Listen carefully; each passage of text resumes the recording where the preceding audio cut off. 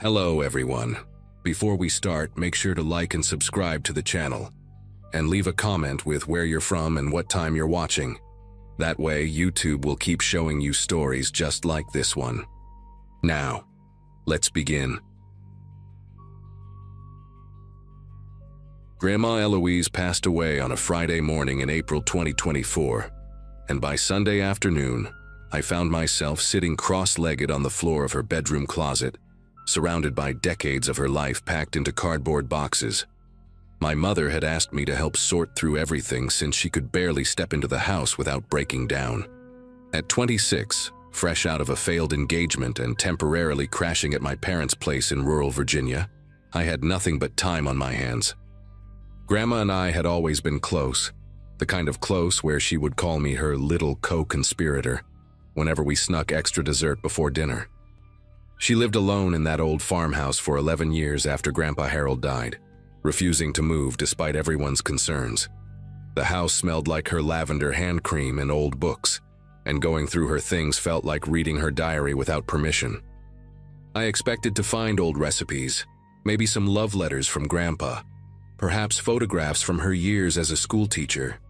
What I did not expect was for my entire understanding of who she was to collapse within the span of a single afternoon.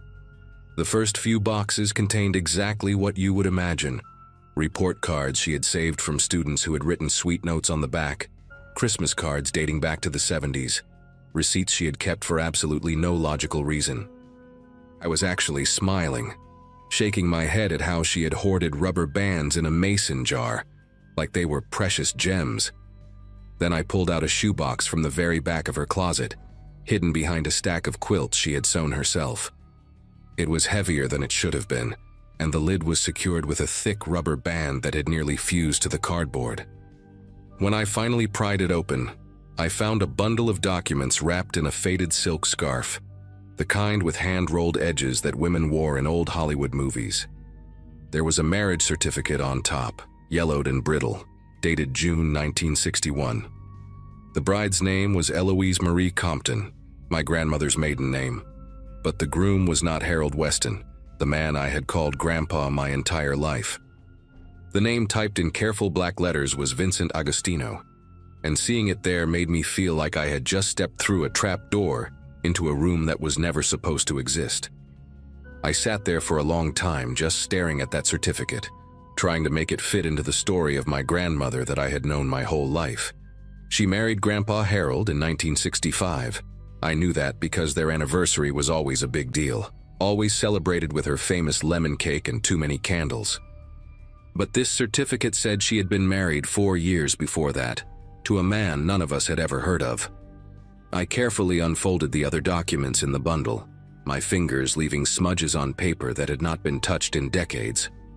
There were photographs, small square ones with scalloped edges, the kind they used to take at photo booths. My grandmother, impossibly young, maybe 19 or 20, with victory rolls in her dark hair and red lipstick that photographed almost black. And next to her, a man with slicked back hair, a sharp jaw, and eyes that looked like they were keeping secrets even in a snapshot. He was handsome in a dangerous way, the kind of handsome that mothers warned their daughters about. On the back of one photo, in my grandmother's careful cursive, were the words, "V and me, Coney Island, June 1961. Beneath the photographs, I found newspaper clippings, brittle and brown at the edges, folded into small squares like someone had been hiding them for a very long time. The first one was from the Brooklyn Daily Eagle, dated March 1963. The headline read, "Local businessman sought for questioning in warehouse fire." There was no photo, but the article mentioned a Vincent Agostino, age 24, believed to be connected to the Marano crime family operating out of Red Hook. 3 men had died in that fire. The article said investigators suspected arson, that the warehouse had been used as a front for illegal gambling operations, and that Agostino had not been seen since the night of the blaze. I read it 3 times, waiting for the words to change, waiting for some other Vincent Agostino to appear, a different man with the same name, a coincidence that would let me keep my grandmother intact. But the next clipping was worse. It was from 2 weeks later, a smaller article buried on page 6, reporting that Vincent Agostino was now considered a missing person. His car had been found abandoned near the docks in Staten Island, doors open, keys still in the ignition. There was blood on the front seat. He was never seen again. My hands moved on their own after that, pulling out more papers, more secrets. There was a letter, handwritten on plain white paper, no envelope, no date. The handwriting was jagged, hurried, nothing like my grandmother's elegant script. It read, "Ellie, by the time you read this, I will be gone. Do not look for me. Do not ask questions. Forget you ever knew my name. They will come asking and you must tell them nothing. You were never my wife, we never met. Burn this letter and everything else. I am sorry for what I brought into your life. V." She had not burned it. She had kept it for over 60 years, tucked away in this shoebox along with her marriage certificate and those photographs and those terrible newspaper clippings. I tried to imagine her as a young woman, barely 22 years old, receiving this letter, realizing that her husband was either dead or running for his life, and that she could never speak of him again. I tried to imagine the fear she must have felt, the grief she could not share with anyone, the weight of pretending he had never existed. At the very bottom of the shoebox, beneath everything else, I found a small spiral notebook with a faded green cover. It was a diary of sorts, though not quite, more like scattered notes written in my grandmother's handwriting at different times over many years. The first entry was dated April 1963, just weeks after Vincent disappeared. Men came to the apartment today, 2 of them. They asked about V. I told them I did not know anyone by that name. They did not believe me. One of them grabbed my wrist hard enough to leave bruises. They said they would be back. I turned the page with shaking fingers. May 1963, moved to Virginia. Changed my name back to Compton. Told everyone I was a widow, that my husband died in Korea. No one questions a war widow. The entries continued, sparse but devastating. In 1965, she wrote about meeting Harold, a kind man who worked at the post office and brought her flowers every Sunday. In 1967, she wrote about their wedding, about how happy she was, about how she had finally started to feel safe. But then, in 1971, another entry. A man came to the school today, said he was looking for an old friend named Ellie Agostino. I told him there was no one here by that name. He smiled at me before he left. He knew. They still know. I kept reading, unable to stop, each entry pulling me deeper into a life I never knew existed. The entries were not frequent. Sometimes years would pass between them, but they painted a picture of constant, quiet terror.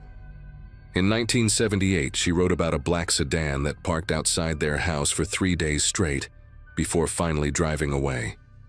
She never told Harold. In 1985, when my mother was a teenager, someone broke into their car and rifled through the glove compartment, but took nothing of value. They were looking for something, my grandmother wrote, or sending a message. I do not know which is worse. In 1993, she received a sympathy card in the mail after her own mother's funeral. It was unsigned, postmarked from Brooklyn, and inside someone had written only, "Our condolences to the Agostino family." She kept that card too, pressed between the pages of the notebook like a dried flower, a reminder of a threat that never quite went away. I realized then that my grandmother had spent her entire adult life looking over her shoulder, waiting for the past to finally catch up with her. The last entry in the notebook was dated just 3 years ago, in 2022. My grandmother's handwriting had grown shaky by then, the letters wobbly and uneven in a way that made my chest ache. I am 83 years old and I still check the locks twice every night. I still look at every unfamiliar car that drives down our road. Harold has been gone for over a decade now, and I am alone with this secret, the way I always knew I would be. Sometimes I think about telling the children, about leaving this box for them to find after I'm gone. But what good would it do? The men who killed Vincent are probably dead themselves by now. The Moranos are gone, broken up by the FBI in the 80s. There is no one left to be afraid of. And yet, I am still afraid. I have been afraid for 60 years, and I do not know how to stop. Maybe when I die, the fear will finally die with me. Maybe that is the only way it ends. I closed the notebook and pressed it against my chest, and I sat there in my dead grandmother's closet and cried for the terrified young woman she had been, and for all the years she spent carrying this weight alone. I do not know how long I stayed in that closet. The light coming through the bedroom window had shifted from afternoon gold to the soft gray of early evening by the time I finally pulled myself together. I put everything back in the shoebox, the certificate, the photographs, the clippings, the letter, the notebook, and I carried it downstairs to the kitchen table. My mother was coming back the next morning to continue sorting through things, and I had a decision to make. Did I tell her? Did I show her this box and watch her entire understanding of her own mother collapse the way mine had? Grandma Eloise had kept this secret for over 60 years. She had protected her family from this knowledge, had borne the weight of it alone so that they would never have to be afraid the way she was afraid. Part of me wanted to honor that sacrifice, to take this box out to the backyard and burn it the way Vincent had asked her to do all those years ago. But another part of me, a louder part, needed to know more. I needed to understand what had really happened to Vincent Agostino, and whether the threat my grandmother feared her whole life had ever been real at all. I spent that night at the kitchen table with my laptop, falling down a rabbit hole of old newspaper archives and genealogy websites and true crime forums dedicated to organized crime in mid-century New York. The Marano family had been real. A small but violent outfit that operated out of Brooklyn from the late 40s until the FBI dismantled them in 1987. They were known for gambling, loan sharking, and arson for hire. Vincent Agostino's name appeared in a few digitized court documents from the era, listed as a known associate, but never formally charged with anything.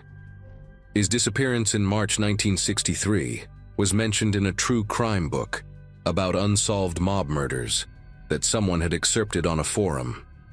The author speculated that Vincent had either been killed by the Maranos for skimming money, or that he had been an informant who was eliminated before he could testify. Either way, his body was never found. There was no closure, no resolution, just a young man who walked into the fog of history and never came back. And my grandmother, barely out of her teens, had been married to him for less than 2 years before he vanished. She had spent the rest of her life waiting for the people who killed him to come for her too. Around 2 in the morning, I found something that made me sit back in my chair and stare at the screen for a long time. It was a photograph in a digitized FBI file from the Marano investigation, released decades later under the Freedom of Information Act. The image was grainy, black and white, showing a group of men standing outside a social club in Red Hook sometime in the early 60s. Most of the faces were labeled with names I did not recognize, soldiers and associates long dead or imprisoned. But in the corner of the frame, partially cut off, was a young man in a dark coat looking directly at the camera. The label beneath him read, V. Agostino, unconfirmed. I zoomed in as much as the resolution would allow, and even through the blur of age and pixels, I recognized the sharp jaw, the slicked back hair, those eyes that seemed to be keeping secrets. It was him. It was really him. My grandmother had married that man, had shared a bed with him, had probably loved him in the desperate way young people love before they understand what love costs. And he had walked away from her into a world of violence and shadows and never come back. I decided that night to keep the shoebox. I did not burn it, and I did not show it to my mother. Not right away, at least. Instead, I put it in the trunk of my car and drove back to my parents' house, and I spent the next few weeks trying to figure out what to do with the weight of what I had learned. Eventually, I did tell my mother. I waited until a quiet Sunday afternoon when my father was out golfing, and I sat her down at the kitchen table and opened the box in front of her. She cried, of course. She asked questions I could not answer. She looked at the photographs of her mother as a young bride and said she did not recognize the woman in them. But she also said something that has stayed with me ever since. She said, All those years I thought she was just anxious. I thought she was paranoid about nothing. But she was protecting us. She was carrying all of this so we would never have to. We decided together to keep the secret within our immediate family. There was no point in telling my aunts and uncles, no reason to shatter their image of Grandma Eloise when she had worked so hard to build it. The Moranos were gone. Vincent was gone. The only person left who had been afraid was gone too. We let the fear die with her, the way she had hoped it would. I still have the shoebox. It sits on the top shelf of my closet now, behind a stack of old yearbooks and photo albums from college. Sometimes late at night when I cannot sleep, I take it down and look through its contents again. I study the photographs of my grandmother as a young woman, trying to find some trace of the fear that would come to define her life. But all I see is hope. She looks so impossibly young in those pictures, so full of the belief that love can conquer anything. She did not know yet what Vincent was, or what he would bring into her life. She did not know that she would spend the next 6 decades checking locks and watching cars and flinching at unexpected knocks on the door. I think about her often now, not the grandmother I knew with her lemon cake and her lavender hand cream, but the frightened young woman who reinvented herself completely just to survive. She built a whole life out of silence and secrets, and she did it so well that none of us ever suspected a thing. I do not know if that makes her brave or tragic or both, but I know this. She loved us enough to carry this burden alone, and she was strong enough to never let it break her. That is the woman I choose to remember. That is the grandmother I will always love.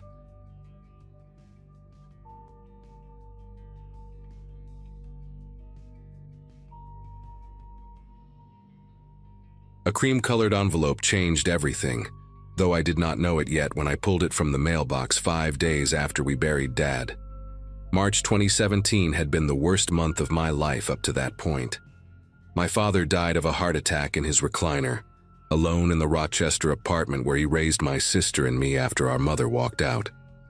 I was 24, working at a small accounting firm downtown, and my sister Tessa had just turned 22, still finishing her nursing degree while pulling night shifts at an assisted living facility. We were broke, grieving, and completely unprepared to handle the logistics of death. Dad never talked about what he wanted for a funeral, never talked about money, never talked about anything personal really. His past was the one subject guaranteed to make him leave the room. Grandparents, aunts, uncles, cousins, none of them existed as far as we knew. He raised us like he had appeared from nowhere, a man without a history, and we stopped asking questions years ago because the silence that followed hurt too much. The letter inside that envelope came from Scottsdale, Arizona, written in elegant cursive on thick stationery that smelled faintly of lavender. A woman named Lorraine Prescott claimed to be our grandmother, our father's mother, someone whose existence he had hidden from us our entire lives. She wrote that she and her husband Donald had been searching for us for years, that our father cut off all contact when he left home decades ago, and they never understood why. She found out about his death through an obituary search online, and her letter overflowed with grief and regret and desperate hope. At the bottom, she included a phone number and a photograph of 2 silver-haired people standing in front of a beautiful Adobe-style house surrounded by desert flowers. I remember holding that photo in the dim kitchen light, boxes stacked around me, searching their faces for something familiar. The woman had Dad's jaw, that same stubborn set to it. The man had his forehead, broad and lined. Tessa came up behind me and looked at the picture without saying anything for a long time. We had family out there, real family, and they wanted to know us. Tessa was the one who called them first. She always had more courage than me, more willingness to take risks, and I think the grief made her hungry for connection in a way I did not fully understand at the time. Lorraine answered on the second ring and immediately started crying, this soft, broken sound that made my sister tear up too. They talked for almost an hour that first night, while I sat on the couch pretending to sort through old bills, listening to Tessa describe our childhood, our father, the life we had lived without knowing they existed. Lorraine sounded warm and gentle, asking questions about our jobs, our health, our dreams for the future. She kept saying how much we sounded like our father, how happy she was to finally hear our voices. By the time Tessa hung up, she was convinced these were good people who had been wronged by a son who refused to forgive whatever happened between them. I wanted to believe it too. We were orphans now, both parents gone, and the idea of grandparents felt like a life raft in the middle of a dark ocean. Over the following weeks, the phone calls became a regular occurrence, sometimes with Lorraine, sometimes with Donald, occasionally with both of them on speakerphone. They asked about everything, our favorite foods, our allergies, whether we had any health problems growing up. Lorraine mentioned that heart disease ran in the family and urged us to get checkups, said she worried about us now that our father was gone. Donald talked about his own health struggles, a kidney condition that required dialysis 3 times a week, and how grateful he was for modern medicine. They offered to help with our father's remaining debts, sent a check for $5,000 that arrived in a padded envelope with another handwritten note. We deposited it feeling guilty and relieved at the same time. When they invited us to visit them in Arizona for a week, all expenses paid, Tessa accepted before I could even think of a reason to hesitate. Part of me felt uneasy, a small voice asking why Dad had cut these people off so completely, but I pushed it down. I told myself he was just a difficult man who held grudges. I told myself we deserved this chance at having a family again. We flew into Phoenix on a Friday afternoon in late April, and Donald picked us up at the airport in a silver Mercedes that still had that new car smell. He was thinner than he looked in the photograph, his skin carrying a grayish tint that I now recognize as the pallor of someone whose kidneys are failing. But his handshake was firm and his smile seemed genuine, crinkling the corners of his pale blue eyes as he loaded our bags into the trunk. Lorraine was waiting at the house with a spread of food that could have fed 10 people. Homemade lasagna and fresh bread, and a chocolate cake she said was our father's favorite when he was a boy. Their home was even more beautiful than the picture suggested, all terracotta tiles and high ceilings and windows that looked out onto the desert mountains. They had prepared a guest room for each of us, decorated with fresh flowers and soft towels and little baskets of toiletries. Everything felt too perfect, like a movie set designed to make us feel welcome, but I chalked it up to wealth and eagerness. These people had money and they wanted to impress the grandchildren they had never met. The first 2 days were wonderful, or at least they seemed that way on the surface. Lorraine took us shopping and bought Tessa a turquoise necklace that cost more than my monthly rent. Donald showed us his vintage car collection in the garage, 5 gleaming vehicles that he polished himself every Sunday morning. They told us stories about our father as a child, how he loved baseball and hated vegetables, how he used to build model airplanes in his room for hours. I learned that he had a dog named Chester who died when he was 12, and that he cried for a week straight. These details made me ache for the man I had lost, and also made me angry at him for keeping this from us. On the second night, Donald mentioned casually that he had scheduled us appointments at his personal physician's office for Monday morning. Just routine checkups, he said, since we were in town and it was important to know our family medical history. He would cover the cost, of course. Lorraine nodded and added that the doctor could run some blood work, check our kidney function and liver health, make sure we were in good shape. Tessa thanked them without hesitation. I said nothing, but something cold settled into my chest that I could not name. Monday morning came, and Donald drove us to a medical complex on the east side of Scottsdale, a sleek building with tinted windows and a lobby that looked more like a luxury hotel than a clinic. The physician, a tall man named Dr. Ashford with a silver goatee and an expensive watch, greeted Donald like an old friend. They shook hands and exchanged small talk about golf, while Tessa and I sat in the waiting room filling out paperwork. The forms asked detailed questions about our medical history, surgeries, medications, family illnesses going back 3 generations. There was an entire section about organ donation preferences, and whether we had ever been tested for tissue compatibility.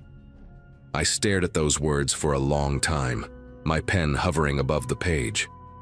When I asked the receptionist why they needed this information for a routine checkup, she smiled and said it was standard procedure. Nothing to worry about. Dr. Ashford called us back one at a time.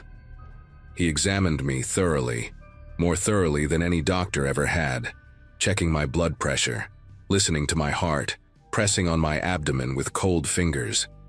He drew 6 vials of blood and asked me to provide a urine sample. Before I left, he mentioned that he wanted to schedule an ultrasound of my kidneys for later in the week, just to establish a baseline for future reference. I found Tessa in the waiting room looking pale and quiet, her arm wrapped in a bandage from her own blood draw.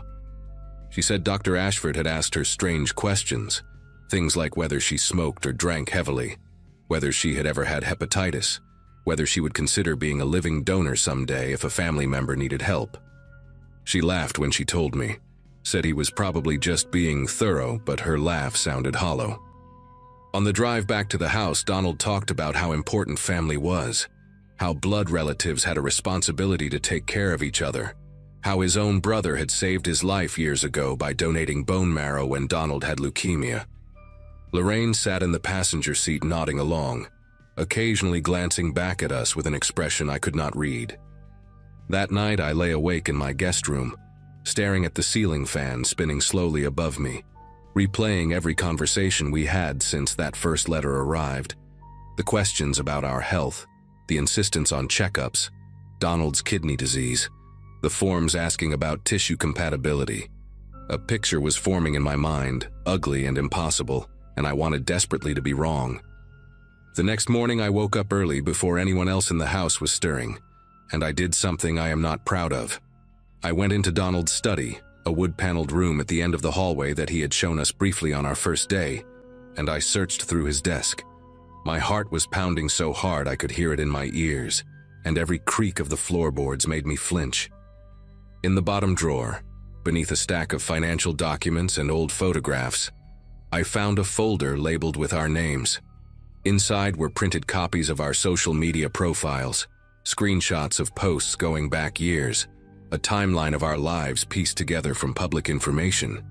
There were notes in Lorraine's handwriting about our jobs, our addresses, our relationship statuses. And there was a letter from a transplant center in Phoenix, dated 2 months before our father died, informing Donald that he had been moved up the kidney transplant waiting list, but that a living donor would significantly improve his chances and reduce wait time. A highlighted section noted that first-degree relatives, particularly younger healthy adults, were ideal candidates. My hands went numb. I could not feel my fingers as I placed everything back exactly where I found it. I spent the rest of that day pretending nothing had changed, smiling at breakfast, nodding along to Lorraine's stories about her garden club, watching Donald with new eyes as he moved slowly through the house. Every kind gesture now looked like manipulation. Every warm word sounded like a transaction. That afternoon, Lorraine suggested we all look through old family photo albums together, and I sat on the couch between her and Tessa while she turned page after page of faded pictures. There was our father as a baby, as a toddler, as a gap-toothed child squinting into the sun, and then around age 15 the photos stopped. Lorraine's voice got tight when she reached those empty pages. She said our father changed when he was a teenager, became distant and angry, and one day he simply left and never came back. I asked her why, what happened, and she exchanged a glance with Donald that lasted half a second too long. She said she never understood it, that some children just reject their parents for no reason. But I saw something flicker behind her eyes, a shadow of something she was not telling us. That night, while Tessa was in the shower, I pulled her into my room and told her everything I had found. She stared at me like I had lost my mind. Then slowly, horribly, her face crumpled as she realized I was telling the truth. We left the next morning. I told Lorraine that Tessa had gotten a call from work, some emergency at the nursing home that required her to come back early, and we needed to catch the first flight out. Lorraine's face did something complicated when I said it. A flash of panic quickly smoothed into concern. She insisted on driving us to the airport herself, said Donald was not feeling well enough for the trip. The ride was excruciating. 40 minutes of small talk and strained silences while my sister gripped my hand so tight I thought she might break my fingers. At the terminal, Lorraine hugged us both and told us she loved us, that she hoped we would come back soon. That family was the most important thing in the world. Her perfume smelled like lavender, the same scent from that first letter, and it made my stomach turn. As we walked through the sliding doors into the airport, I glanced back and saw her standing by the car, watching us with an expression that haunts me still. It was not sadness or disappointment. It was calculation, the look of someone already planning their next move. We did not speak until we were past security, and then Tessa started crying and could not stop for the entire flight home. We never went back to Arizona. We never answered another phone call from that Scottsdale number. Lorraine sent letters for months afterward, each one more desperate than the last, talking about how much they missed us, how Donald's health was declining, how they just wanted to help and be part of our lives. One letter mentioned that Dr. Ashford had called with our test results and wanted to discuss them with us urgently. Another included a check for $10,000 and a note saying it was an early inheritance, no strings attached. We tore up the checks and burned the letters in the backyard of our father's old apartment, watching the paper curl and blacken in a metal trash can. Tessa and I talk about it sometimes, late at night when neither of us can sleep, trying to understand what kind of people would hunt down their estranged grandchildren to harvest their organs. We think about our father, 15 years old, somehow discovering what his parents were capable of and running as far as he could. We understand now why he never talked about his past, why he raised us like a man with no history. He was protecting us the only way he knew how. I still wonder if Donald ever got his kidney, if some other desperate relative or stranger saved his life. I wonder if Lorraine is still out there, searching obituaries for other family members, other potential donors. Some nights I dream about that house in the desert, those terracotta tiles and high ceilings, and I wake up feeling like I escaped something I will never fully understand. My father saved us twice, once by running away and once by dying before they could reach us through him. I wish I could thank him for that. I wish I could tell him I finally understand.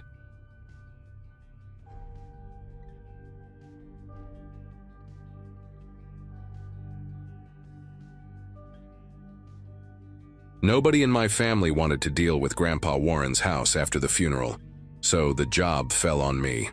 I was 34, recently divorced, sleeping on my buddy's couch in Harrisburg, and technically unemployed, which apparently made me the perfect candidate. The old man had lived alone in that place in rural Pennsylvania for over 40 years, collecting everything he ever touched, and the house needed to be cleared before the estate sale in April. I drove out there on a Friday morning in March 2023, expecting maybe 2 weeks of work. The house smelled exactly like I remembered from childhood visits, that mix of old wood, mothballs, and something faintly metallic that I always associated with the basement. Same floral wallpaper in the kitchen, same grandfather clock in the hallway that had been stuck at 3:47 for as long as I could remember. Started upstairs with the easy stuff, clothes and books and old photo albums, but I knew the basement was going to be the real nightmare. Everyone in the family knew about that basement. Grandpa had been shoving things down there since the early 80s. I spent the first 2 days just creating walkways through the mess, broken furniture, dead appliances, towers of magazines and newspapers that reached the ceiling in some spots. My aunt had warned me it would be bad, but she had no idea. By Wednesday afternoon, I finally made it to the far end of the basement, past the ancient furnace that groaned every time the heat kicked on. That is when I noticed something strange. A section of the back wall, maybe 6 feet wide, was completely blocked off by a heavy canvas tarp and a stack of wooden crates. When I dragged the crates aside, there was a door behind them. Not a regular interior door, but a thick metal one, like something you would see on a storage unit, with a heavy padlock holding it shut. The lock was old but solid, no rust on it at all, which meant someone had been maintaining it. I went upstairs and searched through Grandpa's desk for almost an hour before I found a small brass key in an envelope. The envelope just said, "Storage," in his careful handwriting. I remember my palms were damp when I fitted the key into that lock. I figured it was probably valuables, maybe some antiques or cash he did not trust the banks with. I had no idea what I was about to walk into. The door swung open easier than I expected, and the smell hit me first. Not rot or mold, but something clinical, like rubbing alcohol mixed with old paper. I used my phone flashlight to find a pull chain, and when the bare bulb flickered on, I saw a room about the size of a single-car garage. The walls were lined with metal shelving units, the industrial kind you see in warehouses, and every shelf was packed with boxes. Cardboard file boxes, the type you buy at office supply stores, each one with a white label on the front. The labels had dates on them. That was the first thing I noticed. Dates going back decades: 1987, 1991, 1994, 2003, 2011. They were not in order, just scattered across the shelves, but there had to be at least 30 or 40 boxes in there. In the center of the room was a wooden desk with an old lamp on it, the kind with the green glass shade, and a chair that looked like it had been sat in thousands of times. The seat cushion was worn down to almost nothing. I stood in that doorway for a long time, just trying to understand what I was looking at. My first thought was that Grandpa had been running some kind of side business, maybe tax stuff, or legal documents for people in town. That would have made sense. That would have been fine. I pulled down the first box I could reach, the one labeled 1994, and set it on the desk. Inside were file folders, maybe a dozen of them, each one thick with papers. I opened the first folder and found newspaper clippings. They were yellow and brittle, carefully cut out and preserved in plastic sleeves. The headlines made my throat tighten. Woman found dead near creek, no suspects. Police baffled by brutal slaying in Westmoreland County. Body discovered in wooded area. Investigation ongoing. Every clipping was about a murder. Unsolved murders. I flipped through the folder, and there had to be 15 or 20 articles in there. All from different newspapers, all from 1994, all about killings that were never solved. At the bottom of the folder, underneath all the clippings, there was a small Ziploc bag. Inside the bag was a silver bracelet with a charm on it, a little heart with the letter M engraved on it. I just stared at it. My brain was trying to come up with an explanation. Maybe Grandpa had been interested in true crime, like those people who follow cold cases as a hobby. Maybe he collected this stuff because he wanted to help somehow. But that bracelet, that was not a newspaper clipping, that was something real, something someone had worn on their wrist. I opened another folder from the same box, more clippings, more unsolved cases, and another Ziploc bag at the bottom. This one had a keychain in it, one of those cheap plastic ones with a photo holder. The photo inside showed a young woman with dark hair smiling at the camera. She looked like she was at a party or a barbecue, holding a red cup. I set it down and opened the next folder. A man's watch, silver band, stopped at 2:17. The next folder had a single earring, gold with a small green stone. Every single folder had something like this at the bottom. Personal items, things that belonged to people. I could feel my heart pounding so hard it was making my vision pulse. I pulled down another box, this one from 2003, and it was the same thing. Clippings about murders in different counties across Pennsylvania, sometimes from Ohio or West Virginia, and always those little bags with items inside. A wedding ring, a hair clip, a set of keys. I counted 8 boxes before I had to stop and sit down in that old chair. The seat was so worn that I could feel the wooden frame underneath. I sat there trying to breathe, trying to think of any explanation that did not lead where my mind was going. That is when I noticed the drawer in the desk. It was locked, but the same brass key from the envelope upstairs fit it. Inside were photographs, dozens of them, all Polaroids, the old kind with the white border. The first one I picked up showed a crime scene, yellow police tape, officers standing around, a shape on the ground covered by a white sheet. The photo had been taken from a distance, from behind a tree line, like someone was watching from the woods. I flipped to the next one. Another crime scene, different location, same angle. Someone standing at the edge, observing, photographing.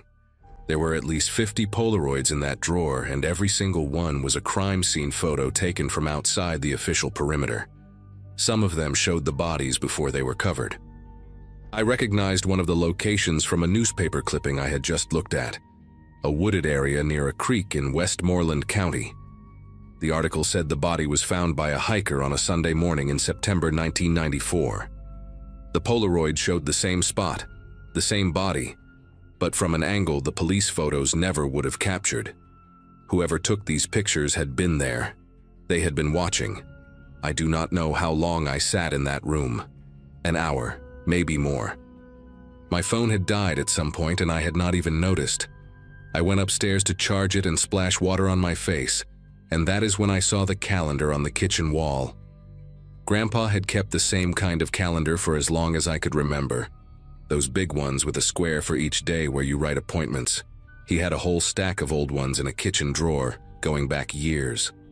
I do not know what made me start looking through them. Maybe I already knew. Maybe I just needed to see it for myself. I pulled out the 1994 calendar and flipped to September. On the weekend before that woman was found near the creek, there was a note in Grandpa's handwriting. Fishing trip, back Monday. I grabbed the newspaper clipping from downstairs and checked the date. She was found on Sunday, September 18th.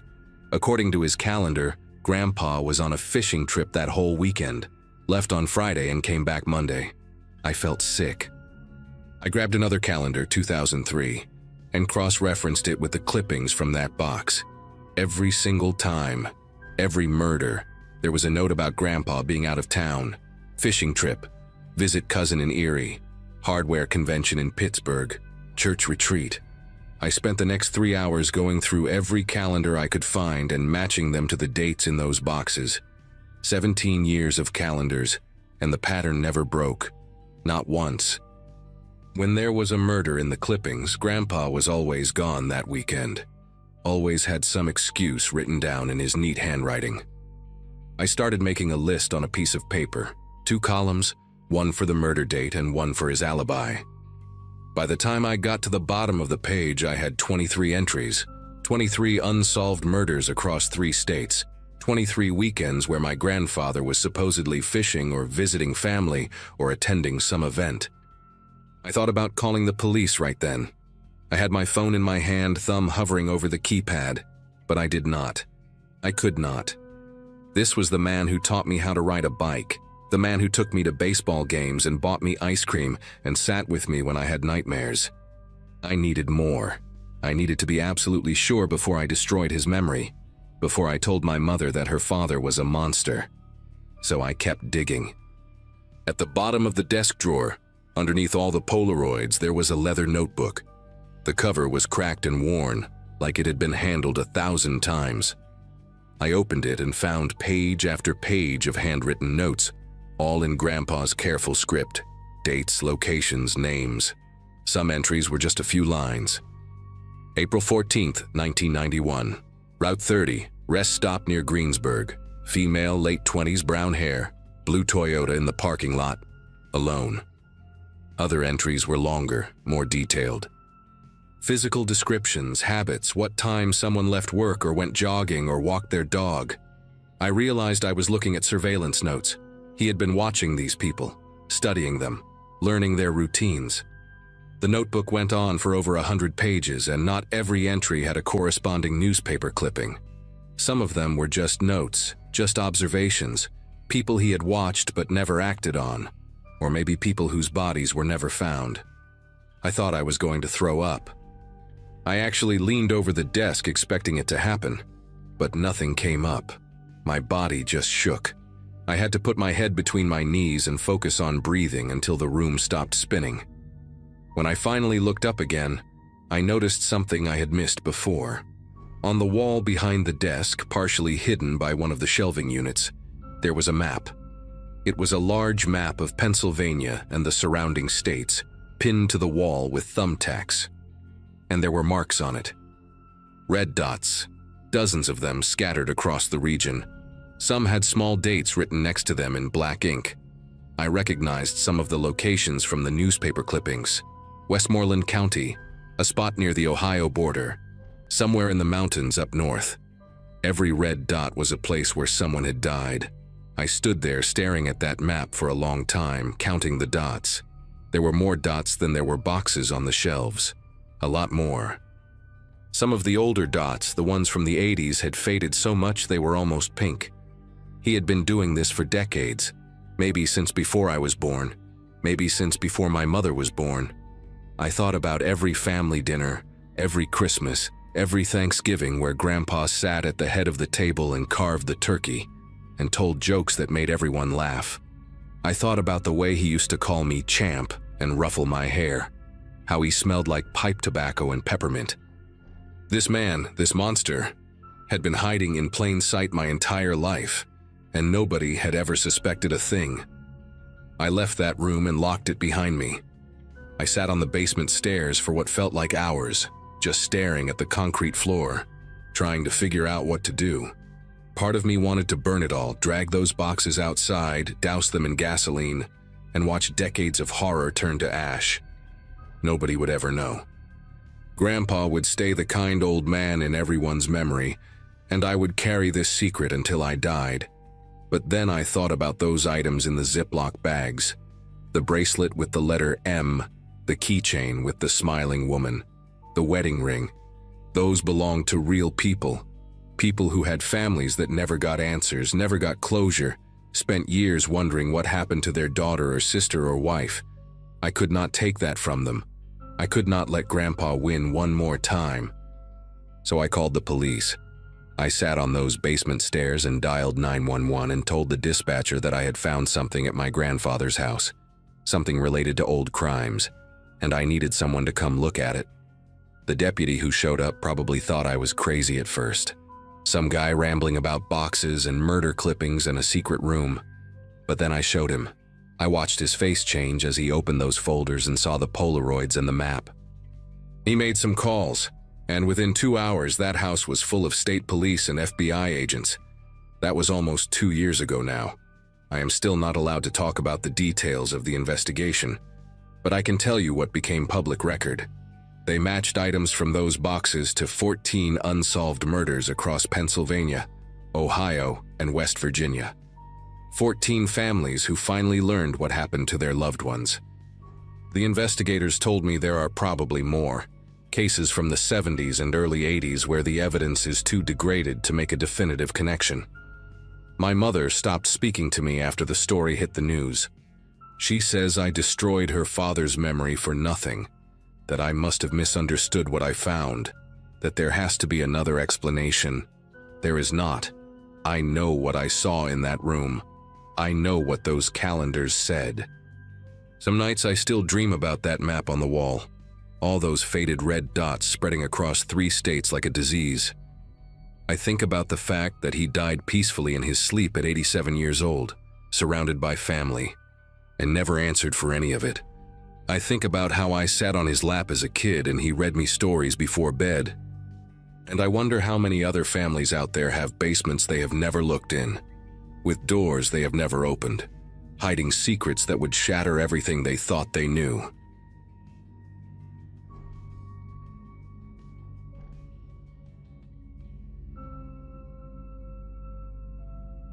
Hospital rooms have a particular silence that sits heavy in the air, different from any other kind of quiet I have ever experienced. I learned that during my years as a nurse at St. Catherine Memorial in Harrisburg, Pennsylvania, but nothing prepared me for how that silence would feel when it was my own grandmother lying in the bed. October 2017 was supposed to be a good month for me. I had just gotten engaged to my college sweetheart. We were planning a spring wedding, and life seemed to be falling into place the way everyone always promised it would.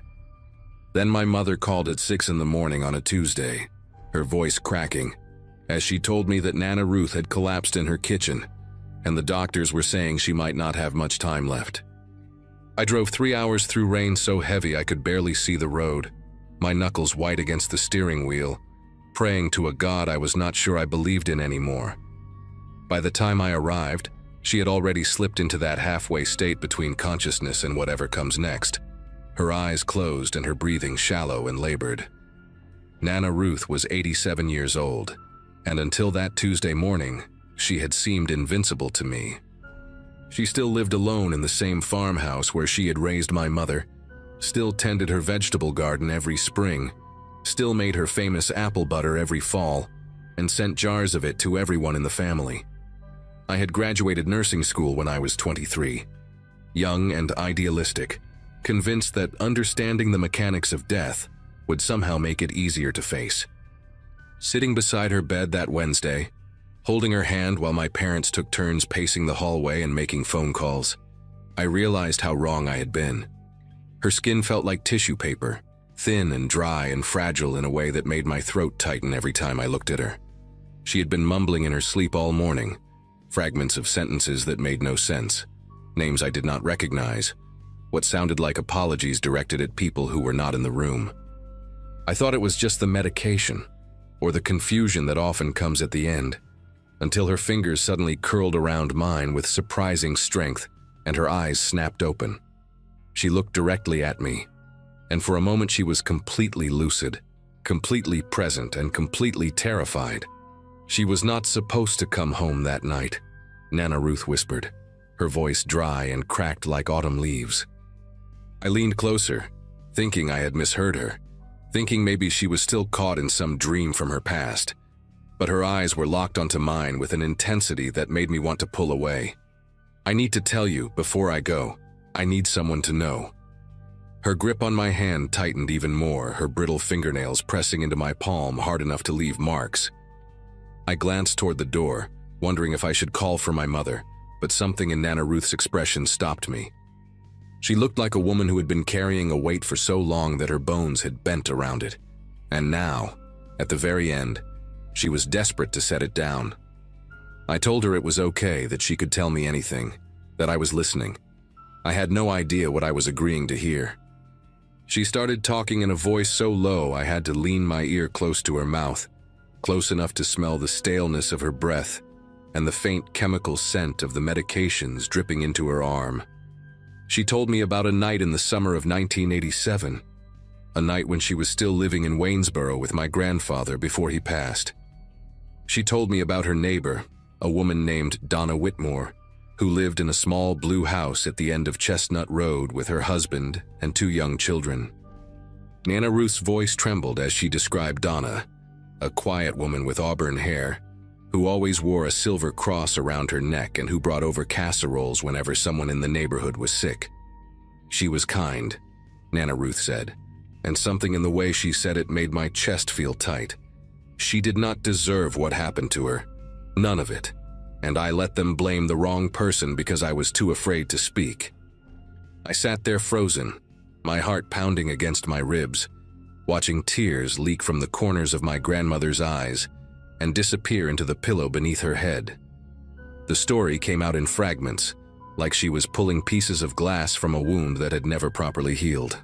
That summer night in 1987, Donna Whitmore was supposed to be visiting her sister in Pittsburgh. Her husband, a man named Gene, had told everyone in the neighborhood that Donna would be gone for the whole weekend. He mentioned it at the hardware store, at the diner, to anyone who would listen. Nana Ruth said she remembered thinking it was strange how often he brought it up, like he wanted to make sure people knew the house would be empty, except for him and the kids. She was sitting on her porch that Friday evening, shelling peas into a metal bowl, when she saw someone walking up the path toward the Whitmore house. It was not Gene. It was a man she recognized from church, someone named Lloyd Becker, who worked at the lumber mill on the edge of town and who had been seen talking to Gene in hushed voices for weeks before that night. Lloyd was carrying something wrapped in a dark cloth, something long and heavy, and he walked with the kind of purpose that made Nana Ruth set down her bowl of peas and watch. She told me she almost called out to him, almost asked what he was doing there when Gene's wife was supposed to be away, but something stopped her, a feeling in her gut, a warning she could not name, a sense that she was seeing something she was not supposed to see. She watched Lloyd disappear around the back of the Whitmore house, and she told herself it was none of her business, that he was probably just there to help Gene with some project, that there was nothing wrong with a man visiting his friend on a Friday night. She went inside and made dinner for my grandfather, and she tried to forget about the way Lloyd had walked, the way his shoulders were hunched like he was bracing for something. It was almost midnight when she heard the screaming. Even 30 years later, lying in that hospital bed, Nana Ruth's face twisted when she described the sound. Raw, animalistic, the kind of scream that does not sound human because humans are not supposed to feel that much pain. The screaming stopped after a few minutes, and then there were sirens, and then the flashing lights of police cars lit up the whole street in red and blue. Donna Whitmore had come home early from Pittsburgh because her sister had gotten sick. She was not supposed to be there, but she was. The police ruled it a burglary gone wrong. Donna had walked in on an intruder, they said, someone who panicked and attacked her before fleeing into the night. Gene played the grieving husband so well that no one thought to look at him too closely. He wept at the funeral. He held his children. He accepted casseroles from the same neighbors who had received them from his dead wife. But there was a man who lived 2 streets over, a drifter named Terrence Gould, who had been in town for only a few months, doing odd jobs and sleeping in a room above the old feed store. Terrence had a record: petty theft, a bar fight that landed him 6 months in county jail, and he had no alibi for that Friday night because he had been drinking alone in his room. The police found a pawn ticket in his pocket for a silver necklace with a cross pendant, and that was enough. Terrence Gould was arrested, tried, and convicted of Donna Whitmore's murder within 8 months. He died in prison in 2003, still swearing he was innocent, still claiming he had bought that necklace from a man he met outside a bar and had no idea where it really came from. Nana Ruth's voice broke when she told me why she never said anything. Lloyd Becker was her brother.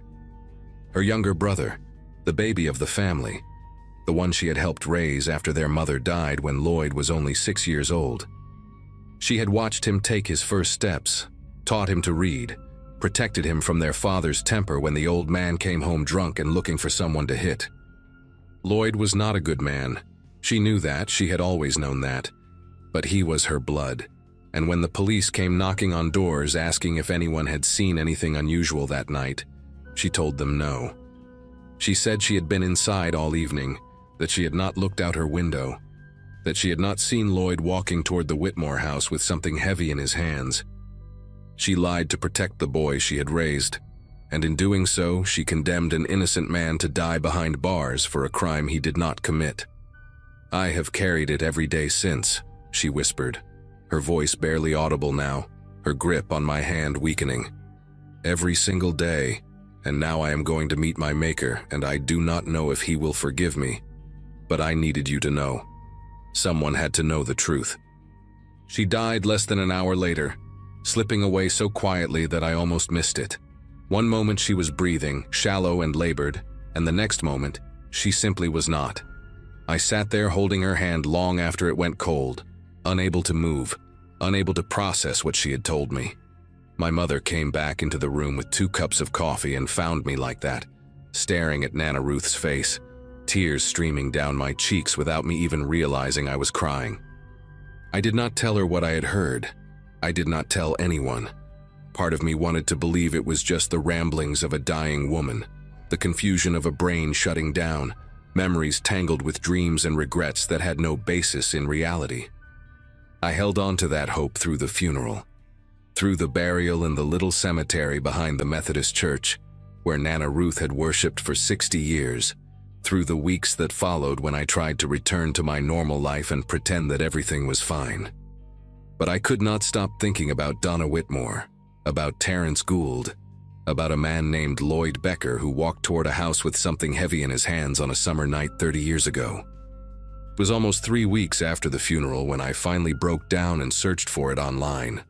I told myself I just wanted to prove that Nana Ruth had been confused, that there was no murder on Chestnut Road in Waynesboro in 1987, that the whole story was a fiction her dying brain had constructed from fragments of old television shows and half-remembered news reports. I typed in Donna Whitmore Waynesboro 1987 and hit enter, and the first result made me feel like all the air had been sucked out of the room. There she was, a newspaper photograph from the Waynesboro Herald, grainy and faded, but unmistakably real. Auburn hair, a gentle smile, a small silver cross visible at her throat. The headline read, "Local Woman Slain in Home Invasion," and the date was July 18, 1987. I scrolled through article after article, my hands trembling against the keyboard, reading about the investigation, the arrest, the trial, the conviction. Terrence Gould's mugshot stared back at me from the screen, a thin man with hollow eyes and a look of bewildered terror, like he could not understand what was happening to him. And then I found something that made me stop breathing entirely. A small article from just 2 months earlier, buried in the local news section of the Waynesboro paper. The headline read, "Cold Case Review, 1987. Whitmore Murder Reopened After New Evidence Surfaces." I read that article so many times that I could recite it from memory. A detective named Hank Ellsworth had been assigned to review old cases as part of a state initiative, and when he pulled the Whitmore file, he found inconsistencies that the original investigators had overlooked. The pawn ticket that convicted Terrence Gould had been dated July 19th, 1 day after the murder. But the pawnshop owner's records showed he had not opened until noon that day, and witnesses placed Terrence passed out drunk in his room above the feed store until well past 2 in the afternoon. There was no way he could have pawned that necklace in the window of time the prosecution claimed.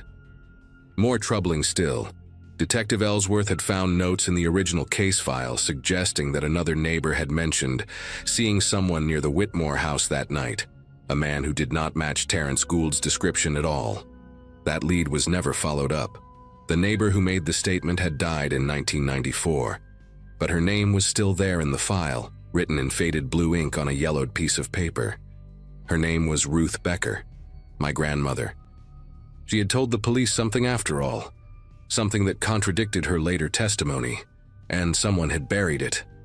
I spent the next week barely sleeping, barely eating, reading everything I could find about the case and about the people involved.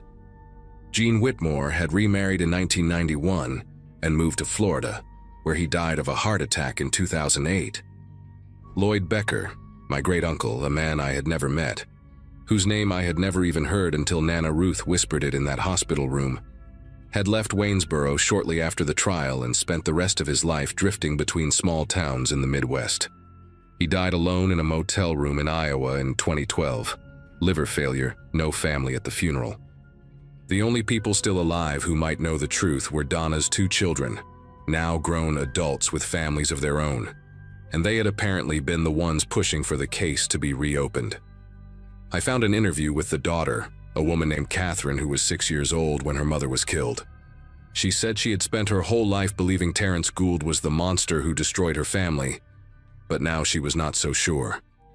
She said she remembered things from that night, fragments that did not make sense, images of her father talking to a man in their backyard while her mother was supposed to be in Pittsburgh. She was too young to understand what she was seeing, but the memory never left her.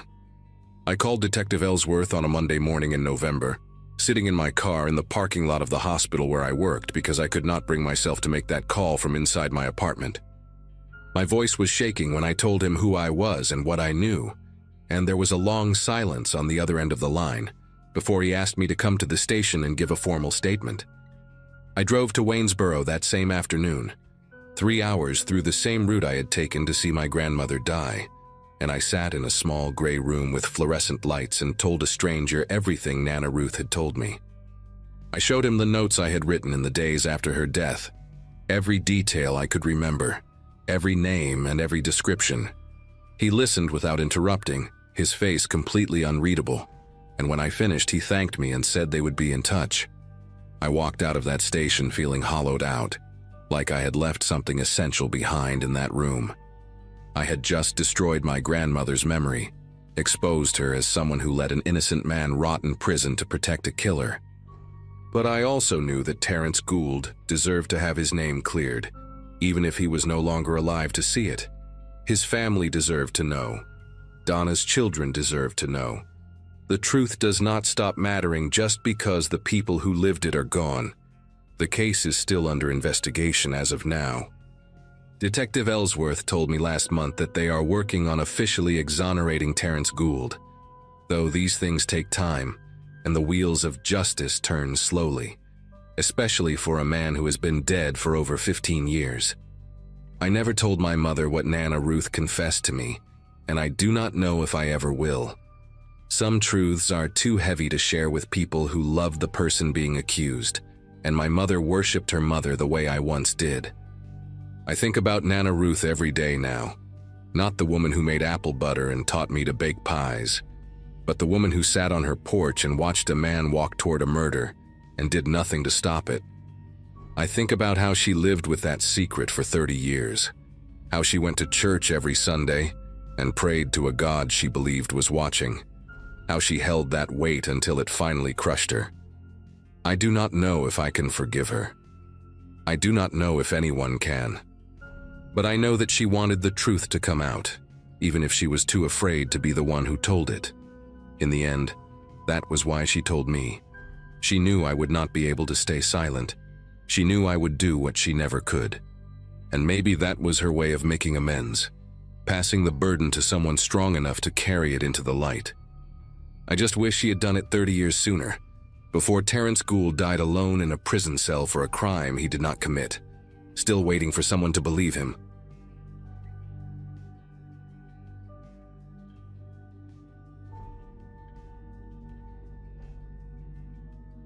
Grandma Evelyn called me on a Wednesday night, said she needed help going through some old boxes in the attic, and asked if I could come stay for the weekend. She sounded strange on the phone, her voice shaky in a way I had never heard before, and Grandpa Howard kept interrupting in the background saying something I could not make out. They lived on this 40-acre property in rural West Virginia, mostly forest and overgrown farmland, a place that had been in the family since before my mom was born. I had not visited since Thanksgiving 2 years prior, and guilt had been eating at me. So I told her yes, took Friday off work and made the 6-hour drive from Richmond. My friends thought it was sweet that I was helping my elderly grandparents. They had no idea what I was actually walking into. None of us did. If I had known, I would have stayed home and never answered that phone call. I would have let it ring until the voicemail picked up and then deleted it without listening. I pulled up to their property around 4 in the afternoon that Friday, the first week of April, when everything was still brown and dead from winter. The driveway was nearly a quarter mile of gravel that had mostly turned to mud, and my car struggled through the deeper spots. Grandma was waiting on the porch when I got there, wrapped in a thick cardigan even though it was not that cold, and she looked smaller than I remembered. Grandpa stayed inside watching some game show on the old television, barely acknowledged me when I walked through the door with my overnight bag. There was this tension in the house that I picked up on immediately, little looks between them when they thought I was not paying attention. Grandma would start to say something and then catch herself, change the subject to something mundane like the weather or what she was making for dinner. I figured they were just getting old, maybe having some health issues they did not want to worry me about. But it was more than that. Something was wrong in that house, something neither of them wanted to talk about. And I spent that whole first evening trying to figure out what it was. Saturday morning I woke up early, around 6, because I heard the back door slam shut. I looked out the window of the guest bedroom and saw Grandpa walking toward the tree line at the edge of their property, carrying a plastic grocery bag in one hand. He moved faster than I had seen him move in years, with purpose, like he had somewhere to be. I thought maybe he was going to feed some stray cats or check on something in the old barn, so I did not think much of it and went back to bed for another hour. When I came downstairs for breakfast, he was already back, sitting at the kitchen table with coffee like nothing had happened. Grandma made scrambled eggs and toast, and we talked about normal things, my job, my apartment, whether I was seeing anyone. But I noticed the grocery bag was gone, and when I casually asked Grandpa what he had been doing outside so early, he just said he was checking the property line for fallen branches. Grandma's fork stopped halfway to her mouth for just a second, then she kept eating like everything was fine. That was the first real lie I caught them in, and it made me curious about what else they were hiding. After breakfast, Grandma asked if I wanted to take a walk around the property, get some fresh air before we started on the attic boxes. I said sure, thinking it might be nice to stretch my legs after the long drive. We walked past the old chicken coop that had not housed chickens in decades, past the collapsing barn with the rusted tractor inside, and toward the edge of the woods. Grandma pointed out different trees she remembered from her childhood, told me stories about playing in these woods when she was a girl. But I noticed she kept steering us away from a certain direction, always finding a reason to turn left instead of right, to circle back toward the house. At one point I saw what looked like a worn path cutting through the underbrush, heading deeper into the forest, and I asked her where it led. She got quiet for a moment, then said it was just an old hunting trail that did not go anywhere anymore. Her voice was tight when she said it, and she would not meet my eyes. That path was clearly still being used, the vegetation trampled down, fresh boot prints visible in the mud. Someone had walked that trail recently, and Grandma did not want me to know about it. That afternoon, while my grandparents were napping, I decided to follow the trail myself. I told myself I was just curious. Maybe there was an old shed or something interesting back there, nothing to worry about. I put on my hiking boots and headed into the woods, following the worn path through the trees. The forest was dense, mostly oak and pine, and the further I walked, the quieter everything got.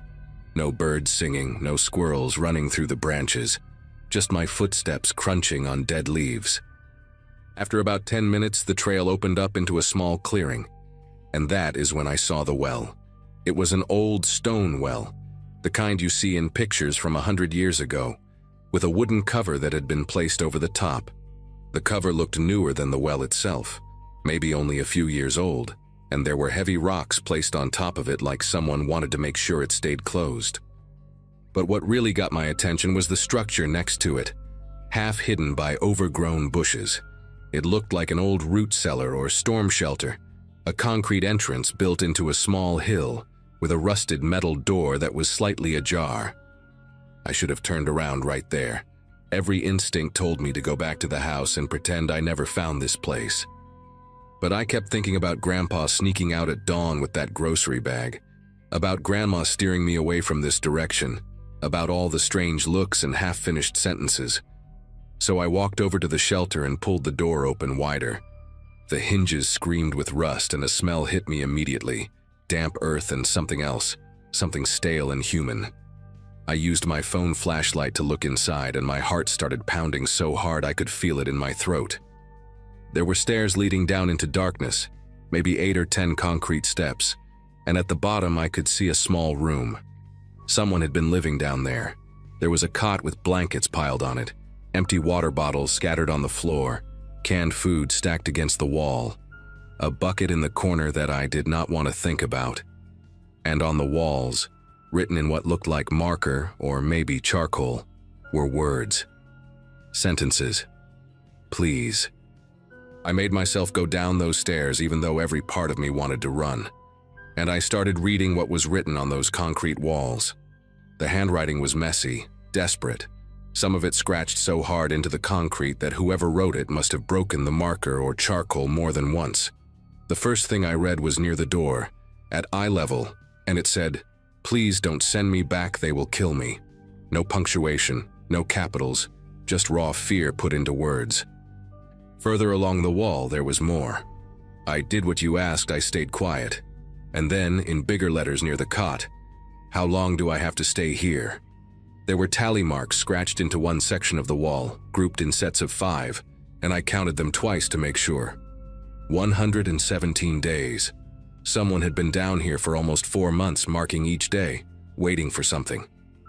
The most recent writing was near the stairs, and it was different from the rest, calmer somehow, more resigned. It just said, "They are good people, they are trying to help me, I know that now."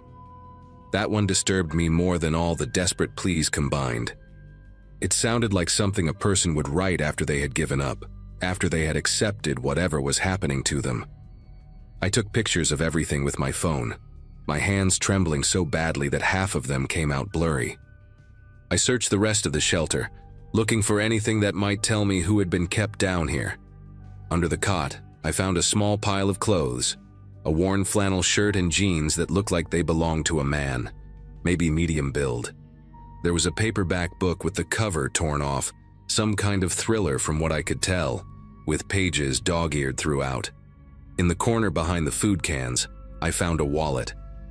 It was old, the leather cracked and faded, and inside there was no money, no credit cards, just a West Virginia driver's license. The photo showed a man in his 30s, thin face, dark hair, tired eyes.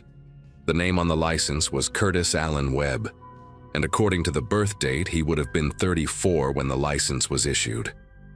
The issue date was 2015, which meant it had expired years ago. I stared at that face for a long time, trying to understand what I was looking at. Who was this man?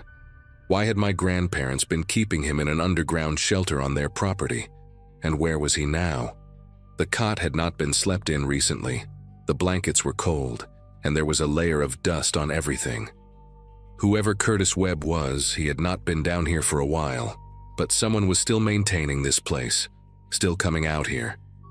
The grocery bag Grandpa had carried that morning had to be connected somehow. I put the wallet in my pocket and climbed back up those stairs, my legs shaking so bad I had to grip the railing to keep from falling. When I got outside, I looked at the well again, really looked at it this time. The wooden cover was thick, solid, built to hold weight. Those rocks on top were not decoration, they were there to keep something in or keep someone out. I walked over and tried to move one of the rocks, but it was heavier than it looked, maybe 40 or 50 pounds. I managed to slide it to the side, then another one until I could lift the edge of the wooden cover just enough to peer inside.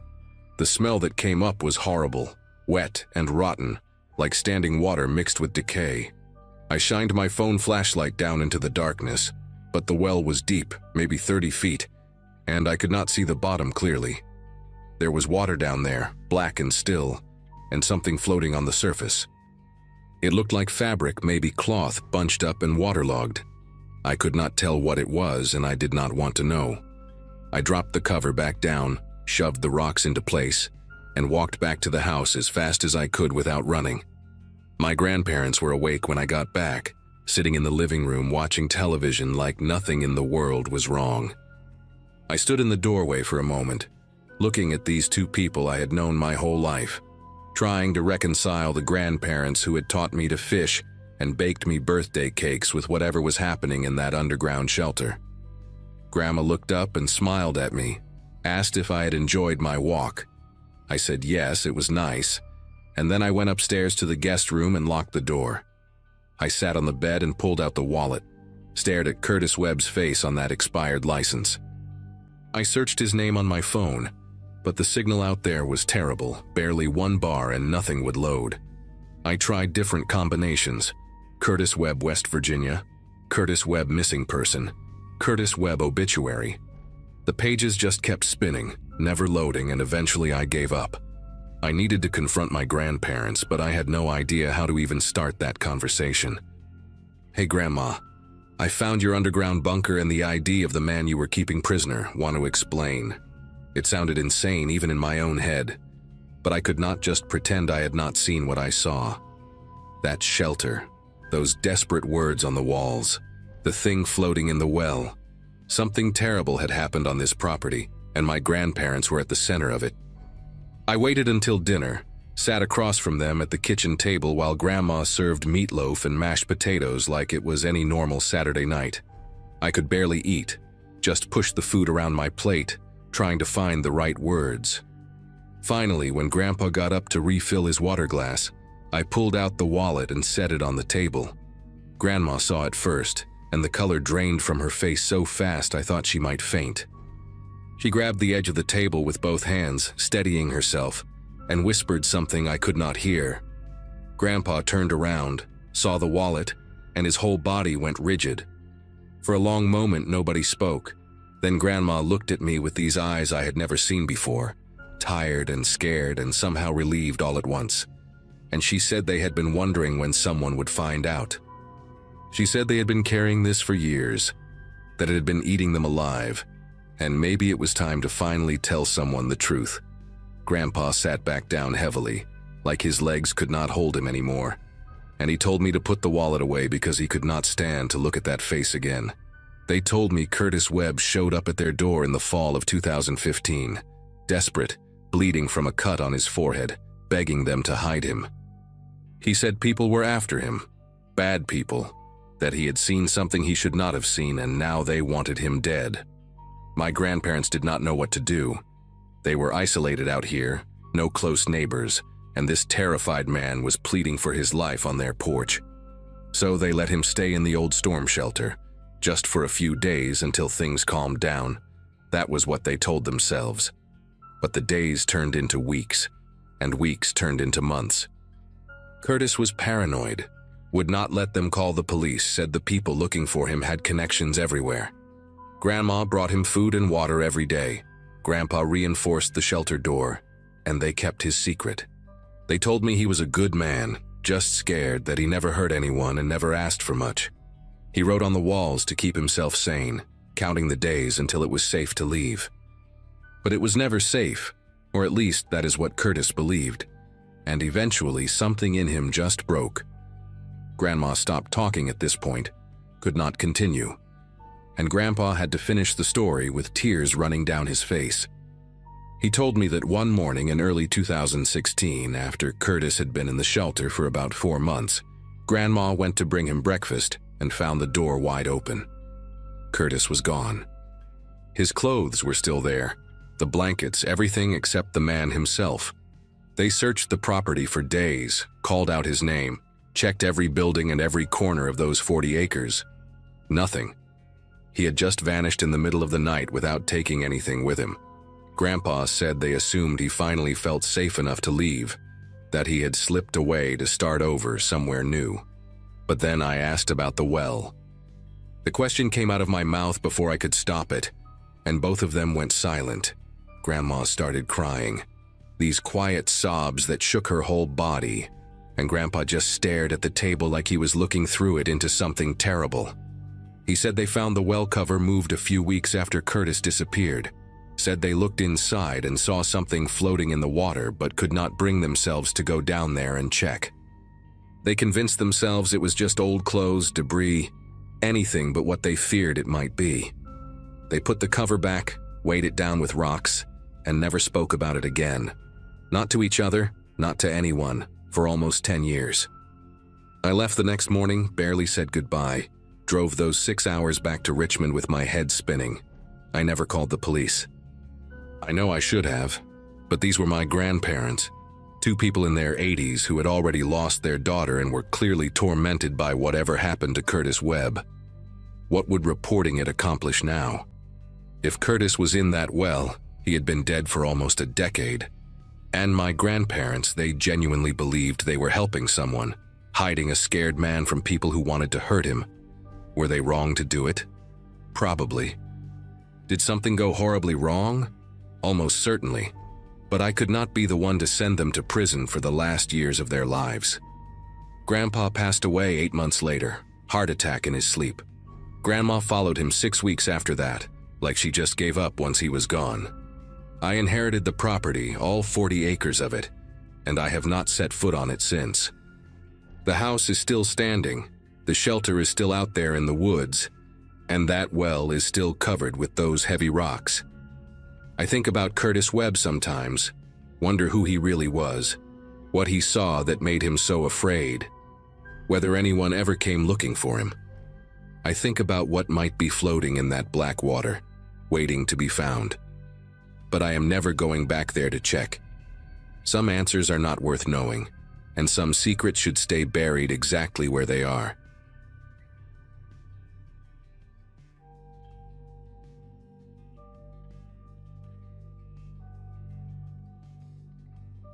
My grandmother waited until she was 83 years old to finally tell me the truth.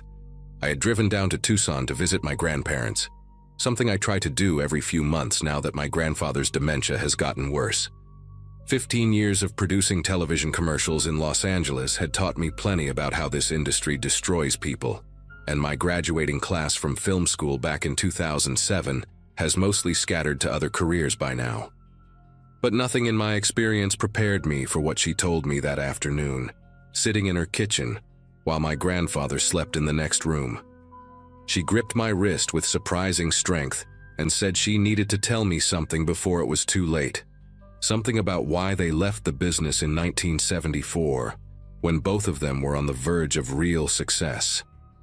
I had always wondered why two people with genuine talent, my grandmother a session singer, and my grandfather a sought-after studio musician, had simply vanished from an industry they loved. The family story was always vague. Something about wanting a quieter life, about raising my mother away from the chaos of Los Angeles. But sitting there watching her face in the afternoon light, I could see she was about to unravel 50 years of carefully constructed silence. She started by asking if I remembered the name Clive Ashford.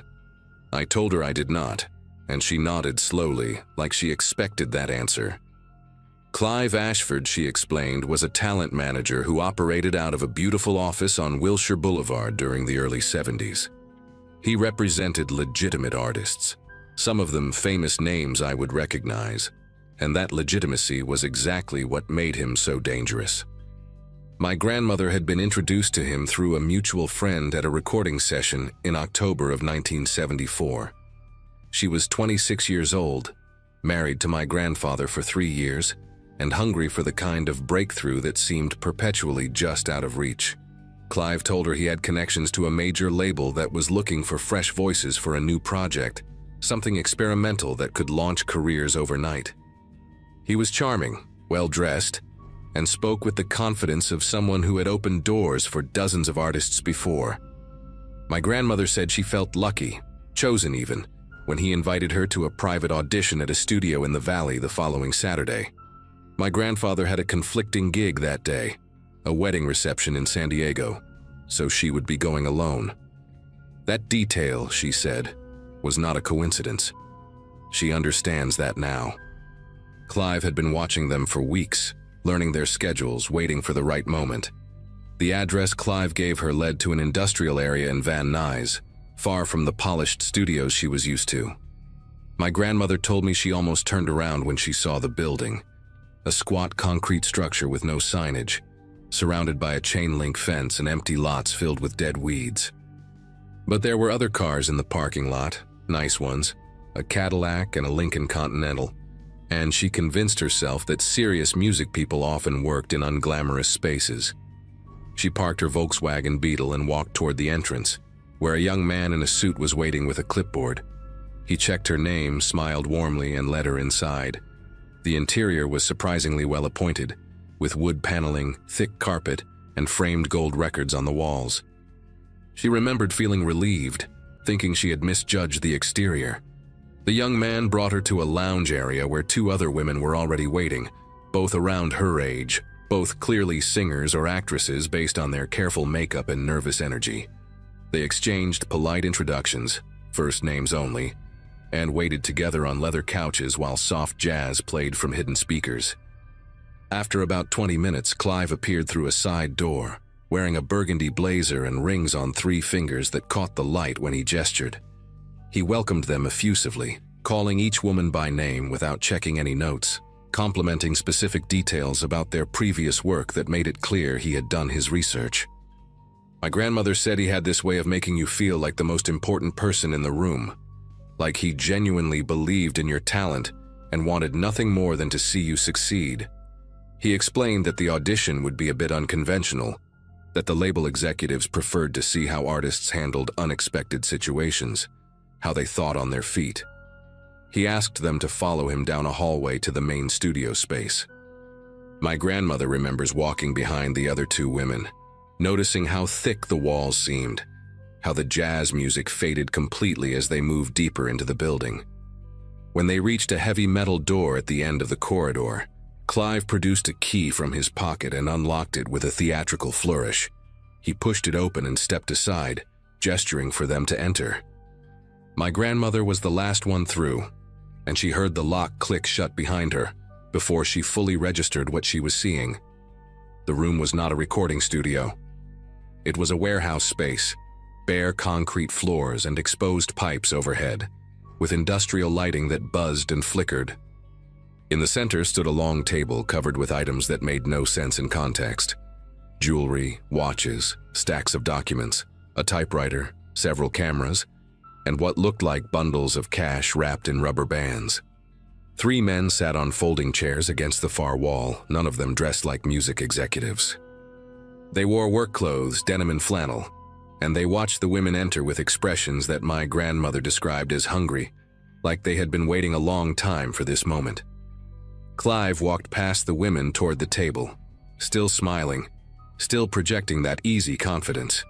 He picked up a manila folder and opened it, reading aloud from what appeared to be a script.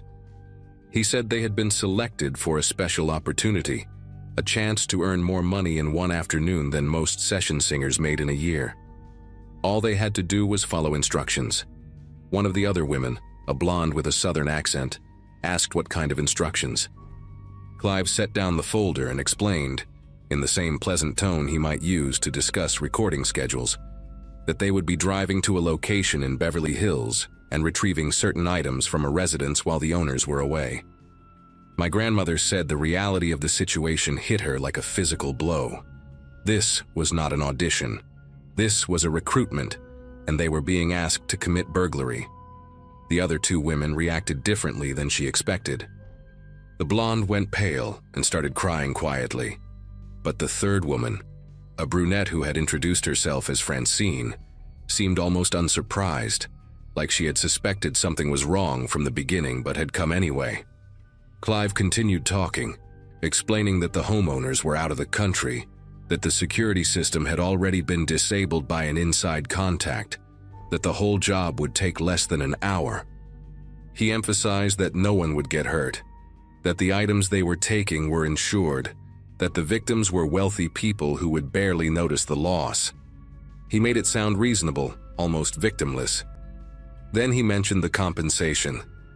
$10,000 each in cash paid immediately upon completion. My grandmother told me that even in her fear, even knowing this was deeply wrong, some part of her brain did the math. $10,000 in 1974 was more than she and my grandfather earned in 6 months combined. She hated herself for even considering it, but that hesitation, those few seconds of temptation, bought her enough time to notice something important about the room they were standing in. There was a second door. It was partially hidden behind a stack of wooden pallets in the corner, painted the same gray as the walls, but she could see the outline of a frame and the glint of a handle. She did not look at it directly, did not want to draw attention, but she mapped its position in her mind while Clive kept talking. He was explaining the logistics now, how they would travel in separate vehicles, how they would enter through a service entrance at the back of the property, how each woman would be responsible for specific items on a list. One of the men against the wall stood up and walked toward them, holding 3 pairs of thin leather gloves. My grandmother accepted hers without making eye contact, feeling the soft material between her fingers, understanding that this was real, that these people had done this before, that they had a system. The blonde woman was openly sobbing now, saying she wanted to go home, that she had a daughter waiting for her. Clive's demeanor shifted for the first time. His smile remained, but something cold entered his voice when he told her that leaving was not an option, that they knew where she lived, where her daughter went to school, that cooperation was the only path forward. The room went silent except for the buzzing lights overhead. My grandmother felt her heart pounding so hard, she worried the men could see it through her blouse. Francine spoke up then, asking practical questions about the timeline, the target address, what kind of vehicle they would be using. My grandmother realized with a sickening clarity that Francine was going to go through with it, that she had already made her decision, perhaps before she even walked into this building. Clive seemed pleased by her cooperation and turned his attention to answering her questions in detail. While he was distracted, my grandmother took a small step backward, then another, positioning herself closer to the hidden door. She was not thinking clearly, operating on pure survival instinct, her body making decisions her conscious mind had not yet approved. The blonde woman suddenly collapsed onto the floor, hyperventilating, and both of the seated men rushed forward to help restrain her. In that moment of chaos, with everyone's attention on the crying woman, my grandmother moved. She crossed the distance to the pallets in 4 quick strides, found the door handle, and pulled. It was unlocked. She slipped through into darkness and ran without looking back, her heels clattering against concrete, her lungs burning, her mind completely blank except for one repeating thought: "Get out, get out, get out." The door led to a narrow corridor that smelled like motor oil and rust. Emergency exit signs glowed red at intervals along the ceiling, and she followed them blindly, stumbling twice on debris she could not see, tearing her stockings on something sharp. She could hear shouting behind her now, male voices echoing off the walls, but she did not slow down. The corridor ended at a metal fire door with a push bar, and she hit it at full speed, bursting out into blinding afternoon sunlight. She found herself in an alley behind the building, dumpsters overflowing with garbage, a stray dog watching her from beside a pile of cardboard boxes. Her Volkswagen was parked on the other side of the building, impossible to reach without being seen, so she made a decision in a fraction of a second and ran the opposite direction, toward the street.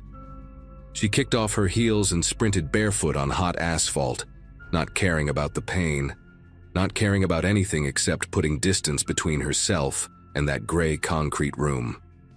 She reached a busy intersection and flagged down the first car she saw, a station wagon driven by an elderly woman who looked terrified by this barefoot, wild-eyed stranger pounding on her window. My grandmother begged her to drive, said she was being chased, said her life was in danger. The woman hesitated for only a moment before unlocking the door. They drove in silence for several miles before my grandmother felt safe enough to speak. The woman, whose name she never learned, dropped her at a gas station in Burbank, where she called my grandfather from a payphone. She was crying so hard she could barely form words, and he left the wedding reception immediately, driving 90 miles an hour up the freeway to reach her. When he arrived, she told him everything, every detail, sitting in the front seat of his car in that gas station parking lot while the sun went down. My grandfather wanted to go to the police, but my grandmother refused. Clive knew her name, knew where she worked, probably knew where they lived. These were not amateurs running a small-time scam.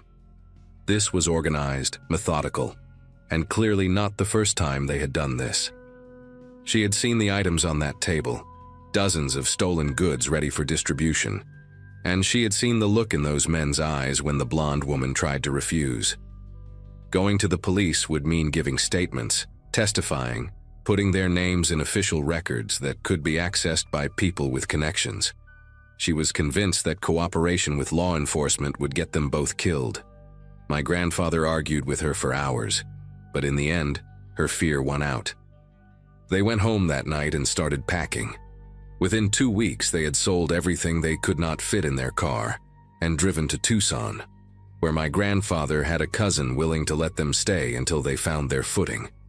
They told everyone they were leaving for personal reasons, family obligations, a sick relative who needed care. They canceled recording sessions, broke contracts, burned bridges with producers and labels who had invested time and money in their careers. My grandmother said the hardest part was not the financial loss or the professional destruction, but the silence that followed. For years, she waited for a knock on the door, a threatening phone call, some sign that Clive and his people had tracked them down. It never came. She does not know what happened to the blonde woman or to Francine. She never saw any news reports about a burglary ring being dismantled, never heard the name Clive Ashford mentioned in connection with any criminal investigation. It was as if that afternoon in Van Nuys had been erased from history, existing only in her memory, a wound that never fully healed. She and my grandfather rebuilt their lives in Tucson, found regular jobs, raised my mother in quiet anonymity. They never spoke about what happened, not to each other, not to anyone. My grandfather took the secret to his dementia, and my grandmother carried it alone for 50 years, until that afternoon in her kitchen, when she finally decided I was old enough and successful enough in the same industry that had nearly destroyed her to know the truth. I drove back to Los Angeles the next day with my head spinning. I spent weeks searching for any trace of Clive Ashford, combing through old newspaper archives, industry records, public databases. I found nothing definitive, just a few mentions of a talent manager by that name, who had operated in the early 70s and then seemingly vanished around 1975. No criminal charges, no obituary, no forwarding address. I thought about hiring a private investigator, about digging deeper, but something stopped me. Maybe it was the look on my grandmother's face when she finished her story, the relief mixed with residual terror that had lived in her for half a century. Maybe it was the realization that some answers are not worth finding. My grandparents sacrificed everything to disappear, to protect themselves and their future family from people who operated in shadows. Reopening that door felt like a betrayal of everything they had endured. So I let it go. I visit them more often now, and sometimes when I sit with my grandmother while my grandfather sleeps, she will mention small details she forgot to include, fragments of that day that surface unexpectedly. She told me recently that she still remembers the song playing in the lounge when she arrived. A Carpenter's track, something soft and hopeful that she can never listen to again without feeling sick. She told me she sometimes dreams about Francine, wonders if she went through with the job, wonders if she is still alive somewhere living with her own version of this secret. I do not have answers for her. All I can do is listen and make sure she knows that her story, their story, will not die when she does. Some truths deserve to be remembered, even the ones that never made it into any official record.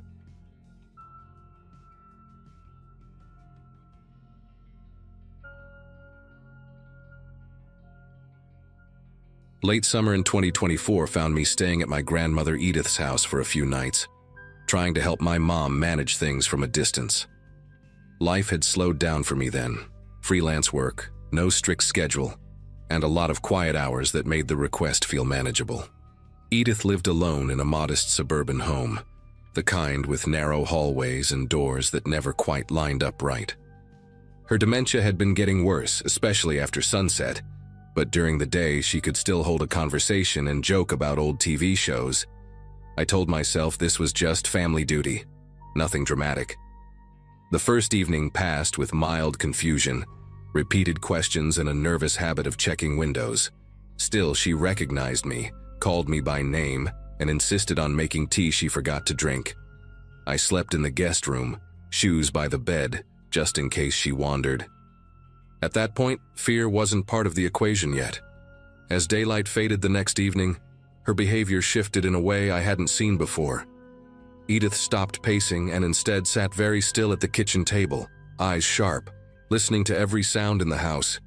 Her voice dropped when she spoke, accusing me of touching her things, moving papers, opening drawers. She asked why I kept checking my phone and who I was reporting to. When I laughed it off, she slammed her hand on the table hard enough to rattle the silverware. The warmth she carried earlier vanished, replaced by something guarded and confrontational. She followed me from room to room, keeping a careful distance, watching my hands. Every light switch I touched earned a comment. By the time I retreated to the bedroom, my chest felt tight with unease I couldn't explain. That night unfolded slowly, stretched thin by the silence of the house. The door to the guest room closed with a soft click that didn't sound like it came from my side. A moment later, metal scraped against metal, deliberate and controlled. Edith's voice came through the door, calm and steady, explaining that she needed to lock it from the outside. She said she couldn't risk letting it move freely once the house settled. I asked what she meant, keeping my voice low so I wouldn't escalate things.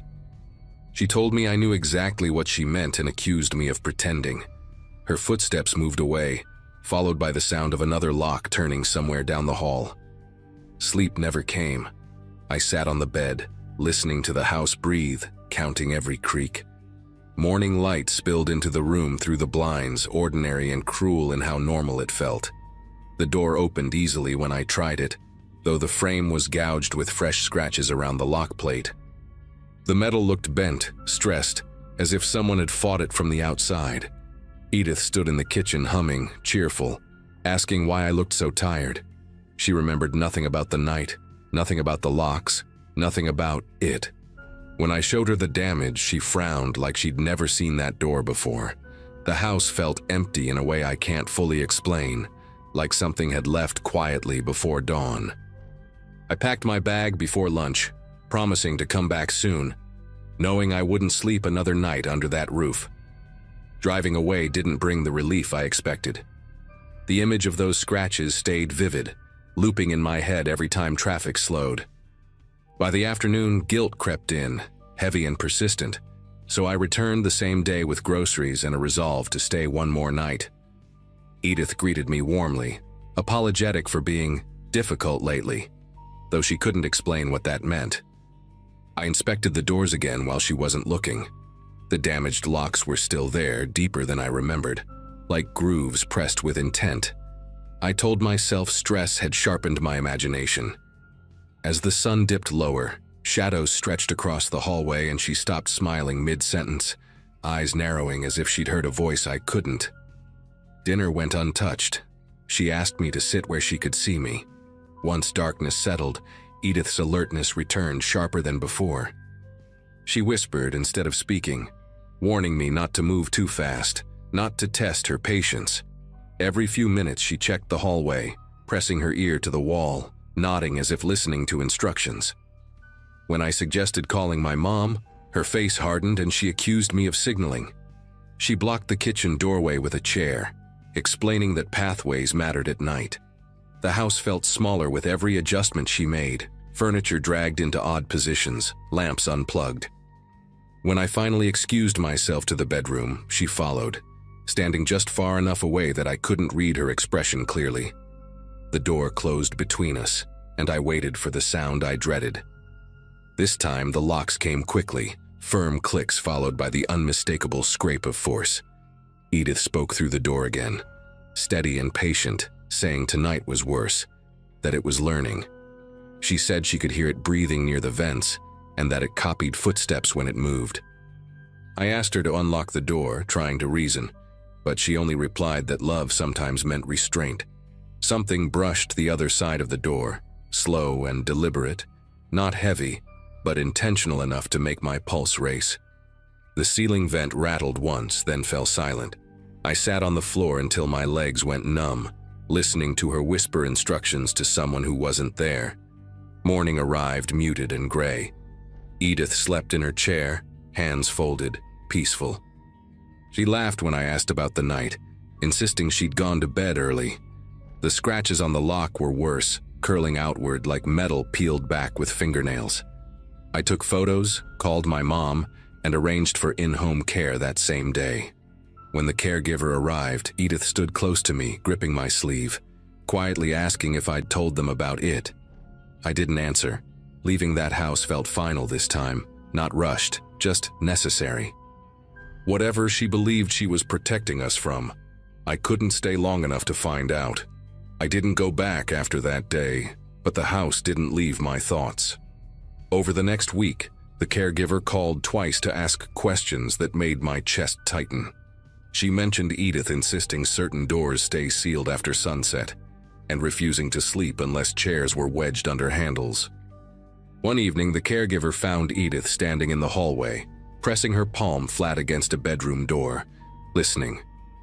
When asked what she was doing, Edith said she was checking whether it had learned patience yet.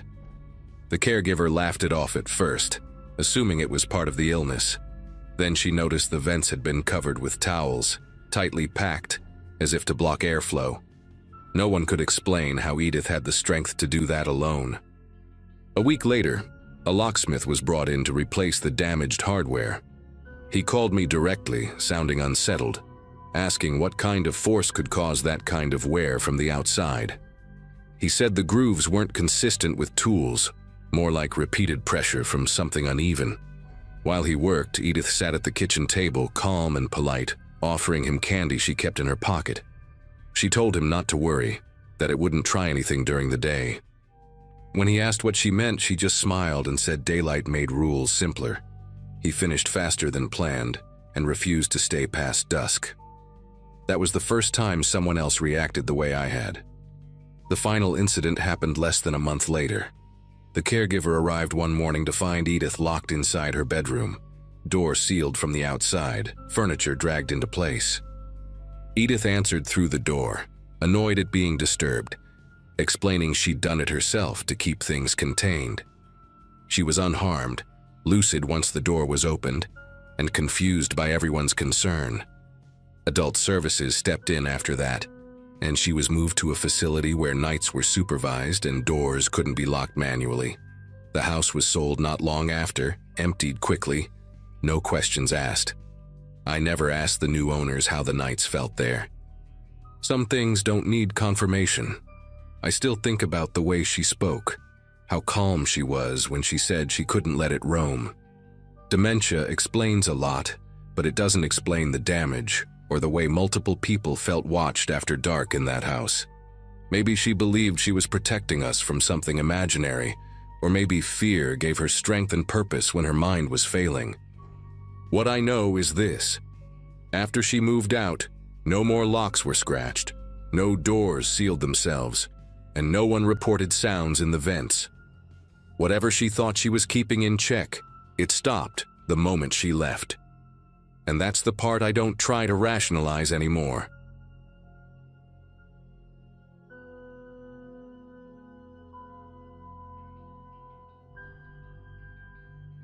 People in this community usually understand why someone waits years before putting a story into words, and that's the case here too.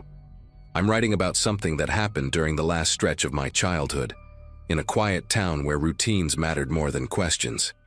At the time, my days were split between school, a part-time job at a hardware store, and wandering the neighborhood with friends until the streetlights buzzed on.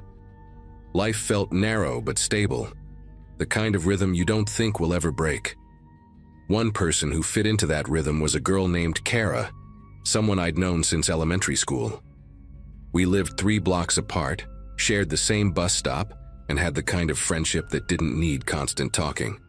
Her house always smelled faintly of boiled vegetables and old paper, a detail that stuck with me even then. None of us imagined how abruptly that familiar presence could vanish. Kara lived with her grandmother, a woman everyone called Mrs. Wilkes, who seemed ancient even back then. She moved slowly, spoke carefully, and kept her curtains drawn tight no matter the time of day. Over one summer, her behavior shifted in a way that adults whispered about but never explained to us. She began repeating herself mid-sentence, snapping over tiny things like shoes left by the door, or insisting the windows stay sealed even in the heat. Kara stopped staying out late and started leaving our hangouts early, always citing rules she couldn't bend. When I visited, I noticed notes taped to the fridge listing exact meal times and portions, written in shaky ink. The house felt tense, like it was holding its breath. Still, nobody called it dangerous, just sad or confusing. As months passed, Kara changed too, in subtler ways that were easy to miss if you weren't close. She started flinching when strangers walked past us on the sidewalk, tugging her sleeves down over her hands. She talked about food as if it were risky, refusing anything that hadn't been prepared a certain way. Sometimes she'd pause mid-conversation, listening for sounds no one else reacted to. When I asked what she heard, she'd shrug and change the subject. Her grandmother stopped answering the door altogether, and the mailbox filled until the metal door barely closed. Neighbors said they saw grocery deliveries left on the porch overnight. The house became a place people glanced at but avoided. Then, without warning or explanation, Kara disappeared. One day her bus seat was empty, and the next week the school office said she'd been withdrawn. Mrs. Wilkes' house went dark. The notes vanished from the windows, and a lock appeared on the outside of the gate. Adults gave rehearsed answers about family matters and told us to stop speculating. Years later, after I'd left town and built a life elsewhere, curiosity pulled me back into the story. Public records showed both Kara and her grandmother had been living in near isolation for a long time, following rigid schedules and strict rules driven by fear. Doctors later suggested untreated psychological illness, especially in the grandmother. What still unsettles me is how closely Kara's breakdown mirrored the routines she was taught, and how little anyone intervened before it was too late. After that brief look into the records, I couldn't shake the feeling that something had been quietly buried. I started reaching out to people who'd known the family back then, framing it as nostalgia rather than concern. One former neighbor remembered the exact day things finally collapsed, describing it as unusually quiet, even for that street. According to her, Mrs. Wilkes had stopped allowing any noise in the house, including the radio or television. Kara had been pulled out of school weeks earlier and was rarely seen outside. That day, a delivery driver reportedly waited on the porch for nearly an hour, knocking softly, then louder, before leaving the bags untouched. No one saw movement behind the curtains. The silence bothered people more than shouting ever would have. I tracked down a retired social worker who had briefly reviewed the case years after the disappearance. She spoke carefully, choosing words like she was still being recorded. She explained that the grandmother had developed severe paranoia, centered around contamination and outside influence. Her routines weren't just habits but protective rituals, enforced with absolute authority. Kara's role shifted from child to participant, then to enforcer, mirroring behaviors that kept them safe. The records noted that Kara resisted at first, sneaking food or lingering at windows. Over time, those acts stopped. The social worker said this kind of psychological entanglement was rare but devastating, especially without intervention. What disturbed me most was learning how that final day unfolded. Emergency services were called by a neighbor after a smell-raised concern, something sour and unmistakably wrong. Inside, they found Mrs. Wilkes unresponsive, her body already cold. Kara was still alive, sitting at the kitchen table, following the schedule taped to the wall. She hadn't eaten since the previous evening because the next mealtime hadn't arrived yet. She didn't cry or speak when help arrived, only asked whether the house would be sealed again afterward. The responders noted her calm as unsettling, like someone waiting for permission to exist. Kara was taken away that day and placed into long-term care, though details about where she went were limited. Her grandmother's death was ruled natural, but the circumstances raised concerns that never led to charges. The house was sold, cleaned, and repainted, erasing visible traces of what happened inside. Still, whenever I think back to that single day, it feels like a quiet ending to a long, invisible disaster. A child learned fear as routine, obedience as safety, and isolation as love. Even now, I wonder how different things might have been if someone had knocked harder, asked more questions, or refused to look away. What followed was a kind of quiet aftermath that didn't make headlines or inspire town meetings.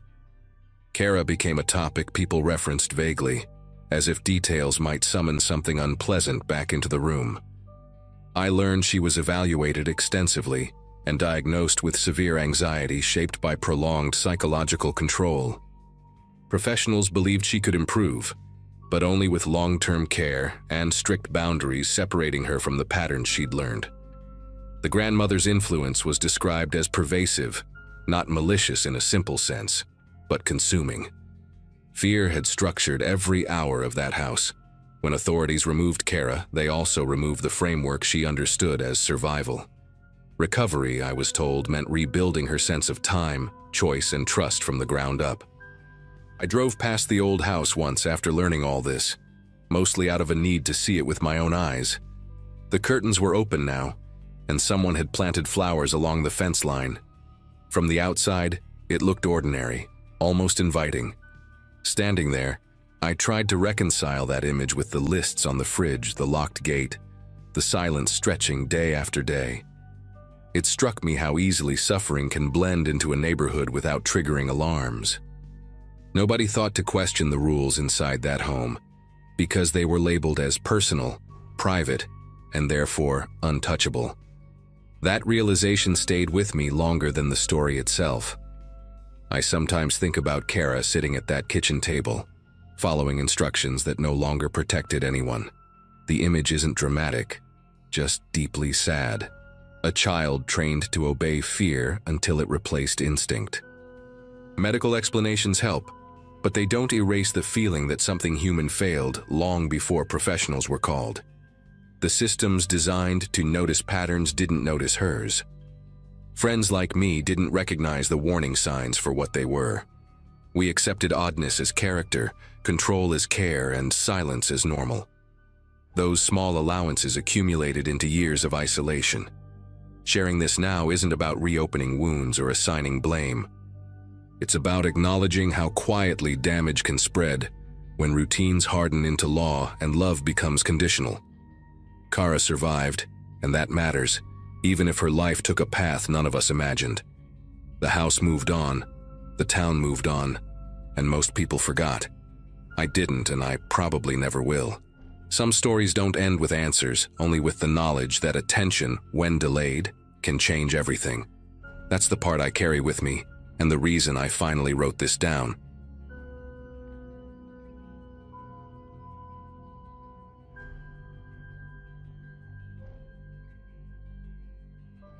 Visiting my grandparents had always meant quiet afternoons and predictable routines, but this trip felt different from the moment I passed through the stone gates of their retirement community.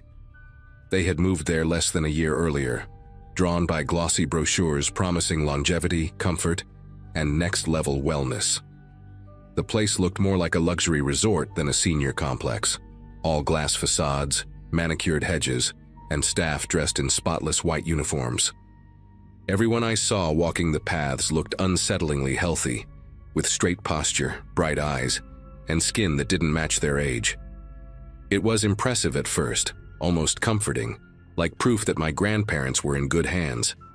Still, something about the silence bothered me, the way conversations stopped when staff passed by.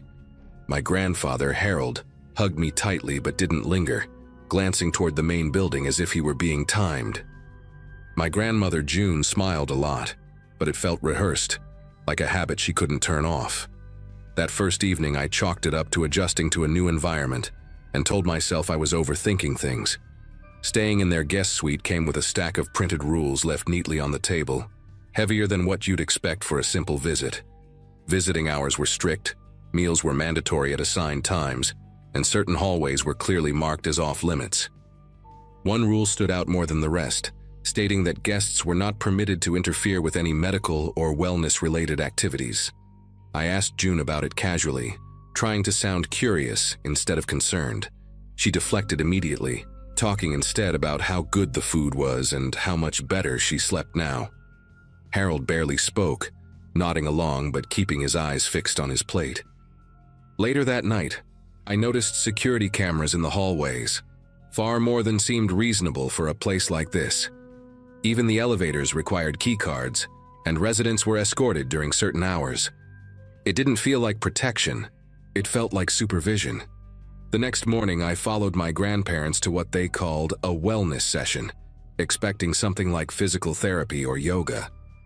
Instead, they were separated at a set of double doors labeled with a clinical code instead of a name. Guests weren't allowed inside, so I waited nearby, pretending to scroll on my phone while listening. From behind the doors came low humming sounds, mechanical and steady, mixed with voices giving calm instructions. Residents went in relaxed and talkative, but when they came back out, their expressions were blank, their movements precise, almost synchronized. One woman passed me, her pupils oddly dilated, her smile fixed as if she'd forgotten why she was smiling. A staff member noticed me watching and gently repositioned himself between me and the doorway without saying a word. The message was clear enough without language. When my grandparents returned, they claimed everything was fine, but neither could explain what the procedure actually involved. As the day went on, small details started piling up in ways I couldn't ignore anymore. I overheard two residents whispering near the garden, one asking the other how many cycles they had left. In the common lounge, a television looped promotional videos about vitality and extended lifespan, always cutting away before explaining how it was achieved. I noticed locked doors marked as medical storage, each with biometric scanners instead of simple locks. During lunch, June repeated the same story twice, word for word, unaware she'd already told it. Harold's hands rested perfectly still on the table, not even trembling when he lifted his glass. When I asked about friends they'd made there, they struggled to name anyone who had moved out or passed away. That was when it hit me that no one ever seemed to leave this place. Not really. That afternoon, curiosity pushed past politeness, and I took a longer walk alone through the community while my grandparents rested. Behind the main recreational wing, a service corridor branched off toward a low building with frosted windows and no signage. A faint antiseptic smell hung in the air, sharp enough to sting the nose. Two residents in identical robes waited on a bench nearby, wrists marked with thin, red impressions like tight bands had been removed recently. One of them noticed me looking and quietly warned me not to ask questions if I planned on enjoying my stay. Before I could respond, a staff member appeared and guided them inside, locking the door behind them with a keypad. The hallway lights dimmed slightly after they entered, as if conserving energy or hiding activity. Standing there alone, the place no longer felt luxurious, just controlled and carefully sealed. Dinner that evening was quieter than the night before, and the dining hall buzzed with an artificial cheer that felt forced. Conversations revolved around improvements, clearer thinking, stronger joints, better memory, all spoken in the same calm cadence. Harold mentioned a new treatment he'd been approved for, something that required a small contribution, though he couldn't explain what that meant. June squeezed his arm gently when he spoke, her eyes darting toward a nearby staff member before returning to her plate. Later, back in the suite, I pressed them harder than I had before, asking what they'd signed when they moved in. They admitted there were contracts, dense ones, outlining long-term care agreements and consent for experimental wellness programs. The word experimental sat between us, heavy and unresolved. Neither of them could say exactly what they'd agreed to in exchange for staying there. Night settled in, and sleep didn't come easily, so I listened to the building around me. Somewhere below, machinery ran in steady intervals, not loud enough to identify but persistent enough to notice.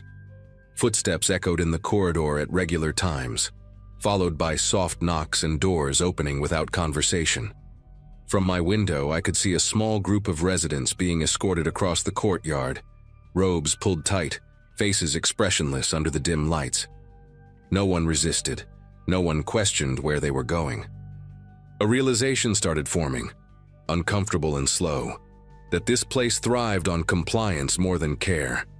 Longevity wasn't being offered freely. It was being traded for something unspoken. Lying there, staring at the ceiling, the idea that my grandparents were part of a system feeding on fear of aging refused to leave my mind. By morning, resolve replaced hesitation, and I confronted a staff supervisor in the lobby, asking directly what these procedures involved. The response was smooth and rehearsed, full of vague language about regenerative therapies and cognitive preservation. When I mentioned residents not remembering basic details or repeating themselves, her tone shifted just slightly, enough to notice. She reminded me that participation was voluntary and that extended life required commitment and sacrifice. That word again, sacrifice, echoed louder than anything else she said. When I returned to the suite, Harold and June were already dressed, ready for another session they hadn't told me about. They insisted I should enjoy the amenities while I could, speaking as if time there was limited for visitors like me. Watching them walk away with their assigned escort, the distance between suspicion and certainty finally closed. I couldn't let it end there, so I made one last attempt to reach them before leaving, catching Harold alone near the garden just before lunch. Up close, the changes were impossible to ignore, not dramatic but deeply wrong in subtle ways. His gaze lingered a second too long before recognizing me, and his voice carried a flat steadiness that didn't belong to him. He talked about how aging was a choice people made when they stopped investing in themselves, repeating phrases I'd heard in the promotional videos. When I asked if he was happy, he paused, searching for the word like it had slipped out of reach. June appeared beside him, guiding him away gently, thanking me for visiting with a politeness that felt practiced. Watching them walk off together, I understood they weren't just residents anymore. They were assets in a system built to harvest hope and obedience. Before leaving, I stopped by the front desk to formally check out, hoping someone might slip and say something real. Instead, I was handed a pamphlet about future enrollment opportunities and told visitors often reconsider once they see the benefits firsthand. The implication wasn't subtle, and it left a sour weight in my chest. As I waited for my ride beyond the gates, another group of new arrivals rolled in, laughing, impressed, carrying suitcases full of trust. The staff welcomed them warmly, already easing them into the rhythm of rules and reassurances. I wanted to warn them, to say something, anything, but every part of the place seemed designed to smother doubt before it could take root. Leaving felt less like a goodbye and more like an escape. Once home, I tried to convince myself that reporting the place would change something, but every attempt hit a wall of legality and consent forms. Everything had been signed, approved, sanitized by language that hid consequences behind promises. My grandparents stopped answering calls after a while, and when they did respond, their messages were short and oddly formal. They spoke about progress, clarity, commitment, words that sounded less like them each time. Months later, I received a letter informing me that visits were no longer recommended for the sake of their continued wellness. No explanation, just a polite closing statement and a signature from someone I'd never met. It felt like being quietly written out of their lives. What stays with me now isn't just fear, but the understanding of how easily people can be guided when the alternative is decline and loss.